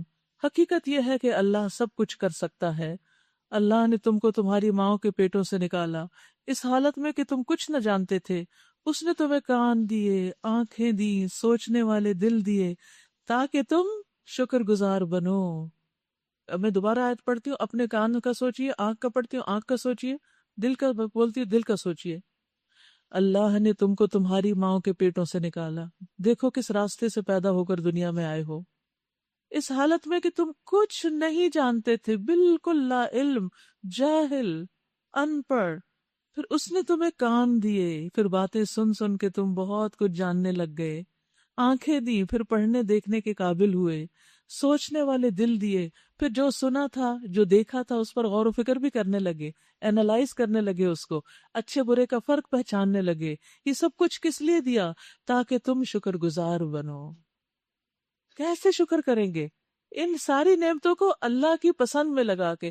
آنکھ سے ایسی چیز نہ دیکھے جو اللہ کو پسند نہیں، کان سے وہ نہ سنے جو اللہ کو پسند نہیں، دل میں وہ خیالات نہیں رکھے ہر وقت جو اللہ تعالیٰ کو پسند نہیں. کیونکہ وسوسے تو آئیں گے لیکن ان کو جھٹک دیں، صاف کرتے رہے. جیسے مکھی آتی ہے نا تو آپ کیا کرتے؟ پھر اڑا دیتے، پھر مکھی آ بیٹھتی، پھر اڑا دیتے، پھر اڑا دیتے. ایسے ہی دل میں جب کوئی بدگمانیاں آئیں، اللہ کے بارے میں وسوسہ آئے یا کوئی اور بےہودہ خیالات آئیں تو انسان کو فوراً اڑا دینی چاہیے، ان کو جگہ نہیں دینی چاہیے، ورنہ وہ انسان کے لیے بوجھ ہو جاتے ہیں، دل کی سختی کا باعث بن جاتے ہیں. اور اگر پھر بھی آتے ہیں تو اللہ تعالیٰ سے دعا کرنی چاہیے، کیونکہ دل اللہ کے ہاتھ میں ہے، وہ جدھر چاہے موڑ دے، پھیر دے. اور یاد رکھیے یہ وہ نعمتیں ہیں جن کا سوال ہوگا. ان السمع والبصر والفؤاد کل اولئک کان عنہ مسئولا، بے شک کان، آنکھیں اور دل، ان سب سے سوال کیا جائے گا. رسول اللہ صلی اللہ علیہ وسلم نے فرمایا قیامت کے دن بندے کا سب سے پہلا حساب یہ ہوگا کہ اسے کہا جائے گا کیا میں نے تیرے جسم کو تیرے لیے درست نہیں کیا تھا؟ کیا میں نے تجھے ٹھنڈے پانی سے سیراب نہیں کیا تھا؟ پہلی نعمتیں جو یاد کرائی جائیں گی وہ یہ ہوں گی جب حساب لیا جائے گا انسان کا. الم یروا الی الطیر مسخرات فی جو السماء، کچھ اور نشانیاں. کیا ان لوگوں نے کبھی پرندوں کو نہیں دیکھا کہ فضائے آسمان میں کس طرح سے مسخر ہیں؟ اللہ کے سوا کس نے ان کو تھام رکھا ہے؟ اس میں بہت نشانیاں ہیں ان لوگوں کے لیے جو ایمان لاتے ہیں. اللہ نے تمہارے لیے تمہارے گھروں کو جائے سکون بنایا. یہ بھی اللہ کی بہت بڑی نعمت ہے. اس نے جانوروں کی کھالوں سے تمہارے لیے ایسے مکان پیدا کیے، یعنی خیمے، جنہیں تم سفر اور قیام دونوں حالتوں میں ہلکا پاتے ہو، یعنی لائٹ ہاؤسز ہیں. اس نے جانوروں کے صوف اور اون اور بالوں سے تمہارے لیے پہننے اور برتنے کی بہت سی چیزیں پیدا کر دیں جو زندگی کی مقرر مدت تک تمہارے کام آتی ہیں. اس نے اپنی پیدا کی ہوئی بہت سی چیزوں سے تمہارے لیے سائے کا انتظام کیا، درخت اور پہاڑ وغیرہ. پہاڑوں میں تمہارے لیے پناہ گاہیں بنائیں، غار وغیرہ، اور تمہیں ایسی پوشاکیں بخشیں جو تمہیں گرمی سے بچاتی ہیں، یعنی ایسے مٹیریل پیدا کیے کہ پہن کے تمہاری گرمی کم ہو جاتی. اور کچھ دوسری پوشاکیں جو آپس کی جنگ میں تمہاری حفاظت کرتی ہیں، یعنی لوہے کی زرہیں وغیرہ. اس طرح وہ تم پر اپنی نعمتوں کی تکمیل کرتا ہے، شاید کہ تم فرما بردار بنو. یعنی یہ سب کچھ پا کر کرنا کیا ہے؟ اللہ کا فرما بردار بننا ہے، شکر ادا کرنا ہے. اب اگر یہ لوگ منہ موڑتے ہیں تو اے محمد صلی اللہ علیہ وسلم، آپ پر صرف پیغام پہنچا دینے کی ذمہ داری ہے، اس کے سوا نہیں. یعرفون نعمت اللہ، وہ اللہ کی نعمتوں کو پہچانتے ہیں، ثم ینکرونہا، پھر ان کا انکار کر دیتے ہیں. وَأَكْثَرُهُمْ الْكَافِرُونَ، اور ان میں سے اکثر کافر ہیں. یعنی انسانوں کو جب پوچھا جاتا ہے دنیا میں تو بعض اوقات وہ کہتے ہیں اللہ نے پیدا کیا، لیکن اللہ کی پیدا کی ہوئی چیزوں کو استعمال کرنے کے بعد وہ اللہ کے وفادار نہیں بنتے. اسی طرح قیامت کے دن اللہ تعالیٰ جب نعمتوں کی پہچان کرائے گا تو پہچان لیں گے. تو یعرفون فعل مضارع، پہچانتے ہیں، پہچانیں گے، دونوں طرح سے آتا ہے. لیکن جو شخص پہچانتا ہے اور پھر شکر ادا کرتا ہے، اللہ تعالیٰ اس کو بلند مقام عطا کرتے ہیں. رسول اللہ صلی اللہ علیہ وسلم نے فرمایا، کھانے والا شکر گزار صبر کرنے والے روزہ دار کے برابر ہوتا ہے. یعنی دن کو جب آپ روزہ رکھتے اور صبر کرتے ہیں تو اجر پاتے ہیں، اور رات کو جب روزہ کھول کر شکر ادا کرتے ہیں تو پھر مزید اجر ملتا ہے. پھر جو شخص ہر لقمے پر شکر ادا کرتا ہے اس کا درجہ بلند ہوتا ہے. ہر لقمے پر، یعنی آپ نے ایک لقمہ کھایا اور اس کے بعد کہا الحمدللہ، پانی کا گھونٹ پیا اور کہا الحمدللہ. ہم تو ایک ہی دفعہ آخر میں کرتے ہیں نا، بیچ میں تو کھانے میں ہی مصروف ہوتے ہیں. خصوصاً رمضان ہے، سارے دن کے بھوکے، اب کوئی بات ہمیں نہ کرو، نہ کوئی نصیحت، ایک اور کام مت بتاؤ. لیکن رسول اللہ صلی اللہ علیہ وسلم نے فرمایا، اللہ تعالیٰ اس بندے سے راضی ہو جاتا ہے جو ایک لقمہ بھی کھائے تو اس پر اللہ کو شکر ادا کرے، یا جو مشروب کا ایک گھونٹ بھی پیے تو اس پر اللہ کا شکر ادا کرے. اگر ہو سکے تو کیجئے تاکہ شاکرین میں نام لکھا جائے. انہیں کچھ ہوش بھی ہے کہ اس روز کیا بنے گی جبکہ ہم ہر امت میں سے ایک گواہ کھڑا کریں گے. پھر کافروں کو نہ حجتیں پیش کرنے کا موقع دیا جائے گا، نہ ان سے توبہ اور استغفار ہی کا مطالبہ کیا جائے گا. ظالم لوگ جب ایک دفعہ عذاب دیکھ لیں گے تو اس کے بعد نہ ان کے عذاب میں کوئی تخفیف کی جائے گی اور نہ انہیں ایک لمحہ بھر کی مہلت دی جائے گی. اور جب وہ لوگ جنہوں نے دنیا میں شرک کیا تھا اپنے ٹھہرائے ہوئے شریکوں کو دیکھیں گے تو کہیں گے، اے پروردگار، یہی ہے ہمارے وہ شریک جنہیں ہم تجھے چھوڑ کر پکارا کرتے تھے. اس پر ان کے وہ معبود انہیں صاف جواب دیں گے کہ تم جھوٹے ہو. اس وقت یہ سب اللہ کے آگے جھک جائیں گے اور ان کی وہ ساری افترا پردازیاں رفو چکر ہو جائیں گی جو دنیا میں کرتے رہے تھے، یعنی جو جھوٹ انہوں نے گھڑے تھے اور تعویلیں گھڑی تھی. جن لوگوں نے خود کفر کی راہ اختیار کی اور دوسروں کو اللہ کی راہ سے روکا، انہیں ہم عذاب پر عذاب دیں گے اس فساد کے بدلے جو وہ دنیا میں برپا کرتے رہے. اے محمد صلی اللہ علیہ وسلم، انہیں اس دن سے خبردار کر دو جبکہ ہم ہر امت میں خود اسی کے اندر سے ایک گواہ اٹھا کھڑا کریں گے جو اس کے مقابلے میں شہادت دے گا، اور ان لوگوں کے مقابلے میں شہادت دینے کے لیے ہم آپ کو لائیں گے کہ آپ نے پیغام پہنچا دیا تھا یا نہیں. تو آپ نے تو پہنچا دیا، اب امت کا کام ہے کہ اس پیغام کو آگے لے کے بڑھے. اور یہ اسی شہادت کی تیاری ہے کہ ہم نے یہ کتاب آپ پر نازل کر دی جو ہر چیز کی صاف صاف وضاحت کرنے والی ہے، اور ہدایت اور رحمت اور بشارت ہے ان لوگوں کے لیے جنہوں نے سر تسلیم خم کر دیا ہے.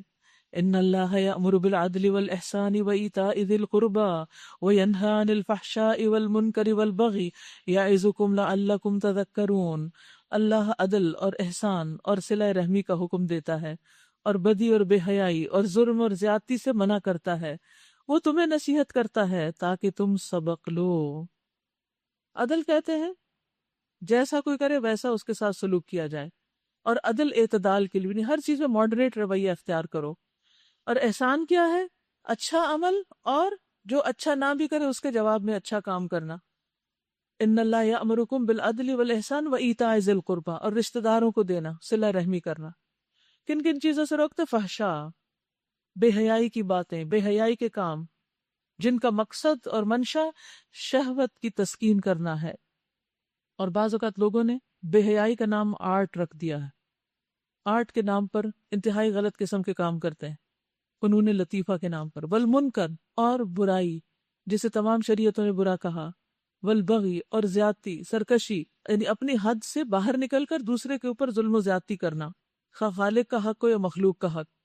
یعظکم لعلکم تذکرون، وہ تمہیں نصیحت کرتا ہے تاکہ تم سبق لو، یعنی کرنے کے کام کرو اور نہ کرنے کے نہ کرو۔ تو کیا کرنا ہے؟ یہ 3 کام کرنے ہیں، اور جن 3 سے روکا گیا ان سے رک جانا ہے۔ وَأَوْفُوا بِعَهْدِ اللَّهِ، اور کیا کرنا ہے؟ اللہ کے عہد کو پورا کرو، جبکہ تم نے اس سے کوئی عہد باندھا ہو، اور اپنی قسمیں پختہ کرنے کے بعد توڑ نہ ڈالو، جبکہ تم اللہ کو اپنے اوپر گواہ بنا چکے ہو۔ اللہ تمہارے سب افعال سے باخبر ہے۔ تمہاری حالت اس عورت کی سی نہ ہو جائے جس نے آپ ہی محنت سے سوت کاتا، یعنی چرخا کاتا، پھر آپ ہی اسے ٹکڑے ٹکڑے کر دیا، سارا کچھ کر کے، رات لگا کے، محنت کر کے، پھر اس کے دھاگے توڑ دیے۔ تم اپنی قسموں کو آپس کے معاملات میں مکر و فریب کا ہتھیار بناتے ہو تاکہ ایک قوم دوسری قوم سے بڑھ کر فائدے حاصل کرے، حالانکہ اللہ اس عہد و پیمان کے ذریعے سے تم کو آزمائش میں ڈالتا ہے، اور وہ ضرور قیامت کے دن تمہارے اختلافات کی حقیقت تم پر کھول دے گا۔ یعنی مراد اس سے یہ ہے کہ انسان اچھا کام کرنے کے بعد اس کو ضائع نہ کرے۔ یہ ایسا ہی ہے کہ محنت کر کے سود کاٹنے کے بعد اس کو توڑ دینا اور اس سے کوئی فائدہ نہ اٹھانا، کیونکہ وہ ٹوٹے ہوئے دھاگے کسی کام کے نہیں ہوتے، بیکار ہو جاتی ہیں چیز۔ تو اسی طرح عہد کر کے کسی کے ساتھ پھر اس کو بھی توڑنا نہیں چاہیے، کیونکہ اس سے بھی پھر بہت خرابیاں لاحق ہوتی ہیں۔ اگر اللہ کی مشیت یہ ہوتی کہ تم میں کوئی اختلاف نہ ہو تو تم سب کو ایک ہی امت بنا دیتا، مگر وہ جسے چاہتا ہے گمراہی میں ڈال دیتا ہے، جسے چاہتا ہے راہ راست دکھاتا ہے، اور ضرور تم سے تمہارے اعمال کی باز پرس ہو کر رہے گی۔ اور اے مسلمانوں، تم اپنی قسموں کو آپس میں ایک دوسرے کو دھوکہ دینے کا ذریعہ نہ بنا لینا، یعنی قسم کھا کے دوسرے کو بے وقوف نہ بنانا۔ کہیں ایسا نہ ہو کہ کوئی قدم جمنے کے بعد اکھڑ جائے، یعنی کوئی شخص اسلام کی طرف آتے آتے پیچھے رہ جائے۔ اور تم اس جرم کی پاداش میں کہ تم نے لوگوں کو اللہ کی راہ سے روکا، برا نتیجہ دیکھو اور سخت سزا بھگتو۔ اس سے پتہ چلتا ہے، اس آیت کو انڈر لائن کر لیجئے، اصول اس میں یہ کہ جب کوئی شخص کسی کو اللہ کے راستے سے روکتا ہے، چاہے زبان کے ذریعے، چاہے اپنے کسی ایکشن کے ذریعے، اپنی کسی بد اخلاقی کے ذریعے، تو اس کے روکنے کا وبال بھی روکنے والے پہ پڑتا ہے۔ اللہ کے عہد کو تھوڑے سے فائدے کے بدلے نہ بیچ ڈالو، اور جو کچھ اللہ کے پاس ہے وہ تمہارے لیے زیادہ بہتر ہے اگر تم جانو۔ جو کچھ تمہارے پاس ہے وہ خرچ ہو جانے والا ہے، اور جو کچھ اللہ کے پاس ہے وہی باقی رہنے والا ہے۔ اور ہم ضرور صبر سے کام لینے والوں کو ان کے اجر ان کے بہترین اعمال کے مطابق دیں گے۔ جو شخص بھی نیک عمل کرے گا، من عمل صالحا من ذکر او انثی، خواہ وہ مرد ہو یا عورت، وہو مؤمن، شرط یہ کہ مومن ہو، فلنحیینہ حیاتا طیبہ، ہم اسے دنیا کی زندگی میں ضرور پاکیزہ زندگی بسر کرائیں گے، دنیا میں بھی اچھی زندگی دیں گے اس کو۔ تو آپ دیکھیے کہ دوسری دفعہ یہ اس بارے میں آ رہا ہے کہ جو شخص اچھے کام کرے گا، اللہ تعالیٰ اس دنیا میں بھی اس کو اچھائی، بھلائی، پاکیزگی عطا کرے گا، اور آخرت میں ایسے لوگوں کو ان کے اجر ان کے بہترین اعمال کے مطابق بخشیں گے۔ فَإِذَا قَرَأْتَ الْقُرْآنَ فَاسْتَعِذْ بِاللَّهِ مِنَ الشَّيْطَانِ الرَّجِيمِ، پھر جب تم قرآن پڑھنے لگو تو شیطان رجیم سے اللہ کی پناہ مانگ لیا کرو۔ ایک اور اصول دیا گیا یہاں، یعنی قرآن پڑھنے سے پہلے اعوذ باللہ من الشیطان الرجیم پڑھنا ضروری ہے۔ اسے ان لوگوں پر تسلط حاصل نہیں ہوتا جو ایمان لاتے ہیں اور اپنے رب پر توکل کرتے ہیں، اس کا زور تو انہی لوگوں پر چلتا ہے جو اس کو اپنا دوست بناتے ہیں اور وہ اس کے بہکانے سے شرک کرتے ہیں۔ شیطان کا زور کس پہ چلتا ہے؟ جو ذکر سے منہ موڑتا ہے، جو جماعت سے پیچھے رہ جاتا ہے۔ رسول اللہ صلی اللہ علیہ وسلم نے فرمایا، جس گاؤں یا بستی میں 3 افراد ہوں، یا جس گھر میں 3 مرد ہوں مثلا، اور ان میں نماز با جماعت کا اہتمام نہ ہو تو شیطان ان پہ مسلط ہو جاتا ہے، لہٰذا تم جماعت کو لازم پکڑو۔ بھیڑیا ہمیشہ دور رہنے والی اکیلی بکری کو ہی کھاتا ہے۔ اسی طرح اور بھی کام اپنی زندگی میں آپ تلاش کر سکتے ہیں جن کی وجہ سے شیطان انسان پر مسلط ہو سکتا ہے۔ اپنا ہوم ورک لکھ لیجئے، قرآن و حدیث پڑھتے وقت غور و فکر کیجئے، اور خاص طور پر جب کوئی شرک کرتا ہے انسان اس وقت۔ وَإِذَا بَدَّلْنَا آیَةً مَّكَانَ آیَةٍ، جب ہم ایک آیت کی جگہ دوسری آیت نازل کرتے ہیں اور اللہ بہتر جانتا ہے کہ وہ کیا نازل کرے، تو یہ لوگ کہتے ہیں کہ تم یہ قرآن خود گھڑتے ہو۔ اصل بات یہ ہے کہ ان میں سے اکثر لوگ حقیقت سے ناواقف ہیں۔ ان سے کہیے کہ اسے تو روح القدس نے ٹھیک ٹھیک میرے رب کی طرف سے بتدریج نازل کیا ہے، تاکہ ایمان لانے والوں کے ایمان کو پختہ کرے اور فرما برداروں کو زندگی کے معاملات میں سیدھی راہ بتائے اور انہیں فلاح اور سعادت کی خوشخبری دے۔ ہمیں معلوم ہے کہ یہ لوگ تمہارے متعلق کہتے ہیں کہ اس شخص کو ایک آدمی سکھاتا پڑھاتا ہے، یعنی جبریل نہیں آتے، کسی انسان سے سیکھتے ہیں قرآن آپ۔ حالانکہ ان کا اشارہ جس آدمی کی طرف ہے اس کی زبان عجمی ہے، یعنی جس غلام کو اس چیز کا ملزم ٹھہراتے ہیں، اور یہ صاف عربی زبان ہے۔ حقیقت یہ ہے کہ جو لوگ اللہ کی آیات کو نہیں مانتے، اللہ کبھی ان کو صحیح بات تک پہنچنے کی توفیق نہیں دیتا۔ صحیح رستہ پانے کے لیے کتاب پر ایمان لانا ضروری ہے، اور ایسے لوگوں کے لیے دردناک عذاب ہے۔ جھوٹی باتیں نبی نہیں گھڑتا، بلکہ جھوٹ وہ لوگ گھڑ رہے ہیں جو اللہ کی آیات کو نہیں مانتے، وہی حقیقت میں جھوٹے ہیں۔ جو شخص ایمان لانے کے بعد کفر کرے، وہ اگر مجبور کیا گیا ہو اور دل اس کا ایمان پر مطمئن ہو تب تو خیر، مگر جس نے دل کی رضامندی سے کفر کو قبول کر لیا اس پر اللہ کا غضب ہے، اور ایسے سب لوگوں کے لیے بڑا عذاب ہے۔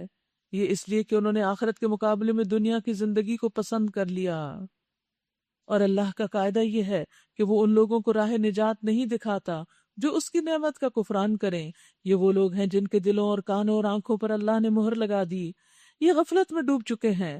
ضرور ہے کہ آخرت میں یہی خسارے میں رہیں، بخلاف اس کے جن لوگوں کا یہ حال ہے کہ جب ایمان لانے کی وجہ سے وہ ستائے گئے تو انہوں نے گھر بار چھوڑ دیے، ہجرت کی، اللہ کے راستے میں سختیاں جھیلی اور صبر سے کام لیا۔ ان کے لیے یقیناً تیرا رب بڑا غفور الرحیم ہے۔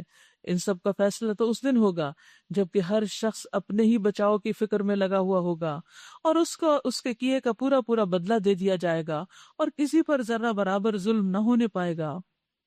پھر اللہ تعالیٰ ایک بستی کی مثال دیتے ہیں، اشارہ ہے مکہ کی طرف۔ وَضَرَبَ اللَّهُ مَثَلًا قَرْيَةً كَانَتْ آمِنَةً مُطْمَئِنَّةً يَأْتِيهَا رِزْقُهَا رَغَدًا مِّن كُلِّ مَكَانٍ فَكَفَرَتْ بِأَنْعُمِ اللَّهِ فَأَذَاقَهَا اللَّهُ لِبَاسَ الْجُوعِ وَالْخَوْفِ بِمَا كَانُوا يَصْنَعُونَ۔ اللہ ایک بستی کی مثال دیتا ہے، وہ امن اور اطمینان کی زندگی بسر کر رہی تھی، اور ہر طرف سے اس کو بفراغت رزق پہنچ رہا تھا کہ اس نے اللہ کی نعمتوں کا کفران شروع کر دیا، پیغمبر کو نہیں مانے، ایمان نہیں لائے۔ تب اللہ نے اس کے باشندوں کو ان کے کرتوتوں کا یہ مزہ چکھایا کہ بھوک اور خوف کی مصیبتیں ان پر چھا گئیں۔ ان کے پاس ان کی اپنی قوم میں سے ایک رسول آیا، مگر انہوں نے اس کو جھٹلایا، آخر کار عذاب نے ان کو آ لیا جبکہ وہ ظالم ہو چکے تھے۔ تو اس سے یہ پتہ چلتا ہے کہ جب انسان شکر کرتا ہے تو نعمتیں بڑھتی رہتی ہیں، اور جب انسان ناشکری کرتا ہے تو اس کی نعمتیں پہلے والی بھی ختم ہو جاتی ہیں، جیسا کہ اس آیت میں بتایا گیا۔ پس اے لوگو، اللہ نے جو کچھ حلال اور پاک رزق تم کو بخشا ہے اسے کھاؤ اور اللہ کے احسان کا شکر ادا کرو اگر تم واقعی اس کی بندگی کرنے والے ہو۔ تو اس سے پتہ چلتا ہے کہ شکر عبادت ہے۔ اللہ نے جو کچھ تم پر حرام کیا ہے وہ ہے مردار اور خون اور سور کا گوشت اور وہ جانور جس پر اللہ کے سوا کسی اور کا نام لیا گیا ہو۔ البتہ بھوک سے مجبور ہو کر اگر کوئی ان چیزوں کو کھا لے بغیر اس کے کہ وہ اللہ کے قانون کی خلاف ورزی کرنے کا خواہش مند ہو یا حد ضرورت سے تجاوز کا مرتکب ہو، تو یقیناً اللہ معاف کرنے والا اور رحم فرمانے والا ہے۔ اور یہ جو تمہاری زبانیں جھوٹے احکام لگایا کرتی ہیں کہ یہ چیز حلال ہے اور یہ حرام ہے، تو اس طرح کے حکم لگا کر اللہ پر جھوٹ نہ باندھو۔ جو لوگ اللہ پر جھوٹ باندھتے ہیں ہرگز فلاح نہیں پاتے، دنیا کا عیش چند روزہ ہے، آخر کار ان کے لیے دردناک سزا ہے۔ تو اس سے کیا پتہ چلتا ہے کہ حلال حرام کے قاعدے مکمل ہو چکے ہیں، احکامات مکمل ہو چکے ہیں۔ رسول اللہ صلی اللہ علیہ وسلم نے ایک دفعہ خطبہ دیتے ہوئے ارشاد فرمایا، سنو، میرے رب نے مجھے حکم دیا کہ میں تم لوگوں کو وہ باتیں سکھا دوں جن سے تم لا علم ہو۔ میرے رب نے آج کے دن مجھے وہ باتیں سکھائیں کہ میں نے اپنے بندے کو جو مال دیا ہے وہ اس کے لیے حلال ہے، اور میں نے اپنے سب بندوں کو حق کی طرف رجوع کرنے والا پیدا کیا، یعنی کفر پہ نہیں پیدا کیا، اسلام پر پیدا کیا، لیکن شیاطین ان کے پاس آ کر انہیں ان کے دین سے بہکاتے ہیں۔ میں نے اپنے بندوں کے لیے جن چیزوں کو حلال کیا وہ ان کے لیے حرام قرار دیتے ہیں، وہ ان کو ایسی چیزوں میں میرے ساتھ شریک کرنے کا حکم دیتے ہیں جس کی میں نے کوئی دلیل نازل نہیں کی. یعنی اللہ نے جو حلال اور حرام کیا اس کو دیکھو، بندوں کے حلال حرام کے پیچھے مت جاؤ. یعنی کوئی مفتی کسی چیز کو حرام کرنے کا کتنا بھی بڑا فتویٰ دے، اسے حرام نہ سمجھو جب تک کہ اللہ نے اس کو حرام قرار نہ دیا ہو. وہ چیزیں ہم نے خاص طور پر یہودیوں کے لیے حرام کی تھی جن کا ذکر ہم اس سے پہلے تم سے کر چکے ہیں. سورۃ الانعام کی طرف اشارہ، آیت 146 کے. اور یہ ان پر ہمارا ظلم نہ تھا بلکہ ان کا اپنا ہی ظلم تھا جو وہ اپنے اوپر کر رہے تھے. البتہ جن لوگوں نے جہالت کی بنا پر برا عمل کیا اور پھر توبہ کر کے اپنے عمل کی اصلاح کر لی تو یقیناً توبہ اور اصلاح کے بعد تیرا رب ان کے لیے غفور الرحیم ہے. ان ابراہیم کان امۃ قانتا للہ حنیفا. واقعہ یہ ہے کہ ابراہیم اپنی ذات سے ایک پوری امت تھا، اللہ کا مطیع فرمان اور یکسو، وہ کبھی مشرک نہ تھا. یعنی شرک سے بچنے کی تلقین کرتے ہوئے اللہ تعالیٰ پھر ایک مثال دے رہے ہیں. اللہ کی نعمتوں کا شکر ادا کرنے والا، شاکر بھی تھے. اللہ نے اس کو چن لیا، سیدھا راستہ دکھایا. یہ کوالٹیز ہوتی ہیں تو اللہ تعالیٰ اپنے کام کے لیے چنتا ہے بندے کو. دنیا میں اس کو بھلائی دی اور آخرت میں وہ یقیناً صالحین میں سے ہوگا. پھر ہم نے تمہاری طرف یہ وحی بھیجی کہ یکسو ہو کر ابراہیم کے طریقے پر چلو، اور وہ مشرکوں میں سے نہ تھا. رہا سب تو وہ ہم نے ان لوگوں پر مسلط کیا تھا جنہوں نے اس کے احکام میں اختلاف کیا، اور یقیناً تیرا رب قیامت کے دن ان سب باتوں کا فیصلہ کر دے گا جن میں وہ اختلاف کرتے رہے ہیں. اے نبی صلی اللہ علیہ وسلم، اپنے رب کے راستے کی طرف دعوت دو حکمت اور عمدہ نصیحت کے ساتھ، اور لوگوں سے مباحثہ کرو ایسے طریقے پر جو بہترین ہو. تمہارا رب ہی زیادہ بہتر جانتا ہے کہ کون اس کی راہ سے بھٹکا ہوا ہے اور کون راہ راست پر ہے. اور اگر تم لوگ بدلہ لو تو بس اسی قدر لو جس قدر تم پر زیادتی کی گئی ہو، لیکن اگر تم صبر کرو تو یقیناً یہ صبر کرنے والوں کے حق میں بہتر ہے. اے محمد صلی اللہ علیہ وسلم، صبر سے کام کیے جاؤ، اور تمہارا یہ صبر اللہ ہی کی توفیق سے ہے. ان لوگوں کی حرکات پر رنج نہ کرو، ان کی چال بازیوں پر دل تنگ نہ ہو. اللہ ان لوگوں کے ساتھ ہے جو تقوی سے کام لیتے ہیں اور جو احسان پر عمل کرتے ہیں، جس کا اللہ نے پیچھے حکم دیا ہے کہ ان اللہ یأمرکم بالعدل والاحسان. تو جو اللہ کا حکم مان لیتا ہے پھر اللہ سبحانہ و تعالیٰ اس کی مدد کرتے ہیں. تو اگر آپ بھی چاہتے ہیں کہ اللہ تعالیٰ ہر مشکل میں آپ کی مدد فرمائے تو پھر آپ کیا کریں؟ اللہ کے احکامات کو مانیں، خصوصاً دوسروں کے ساتھ احسان کا معاملہ اختیار کریں. وآخر دعوانا ان الحمد للہ رب العالمین. سبحانک اللہم وبحمدک، اشہد ان لا الہ الا انت، استغفرک واتوب الیک. السلام علیکم ورحمۃ اللہ وبرکاتہ.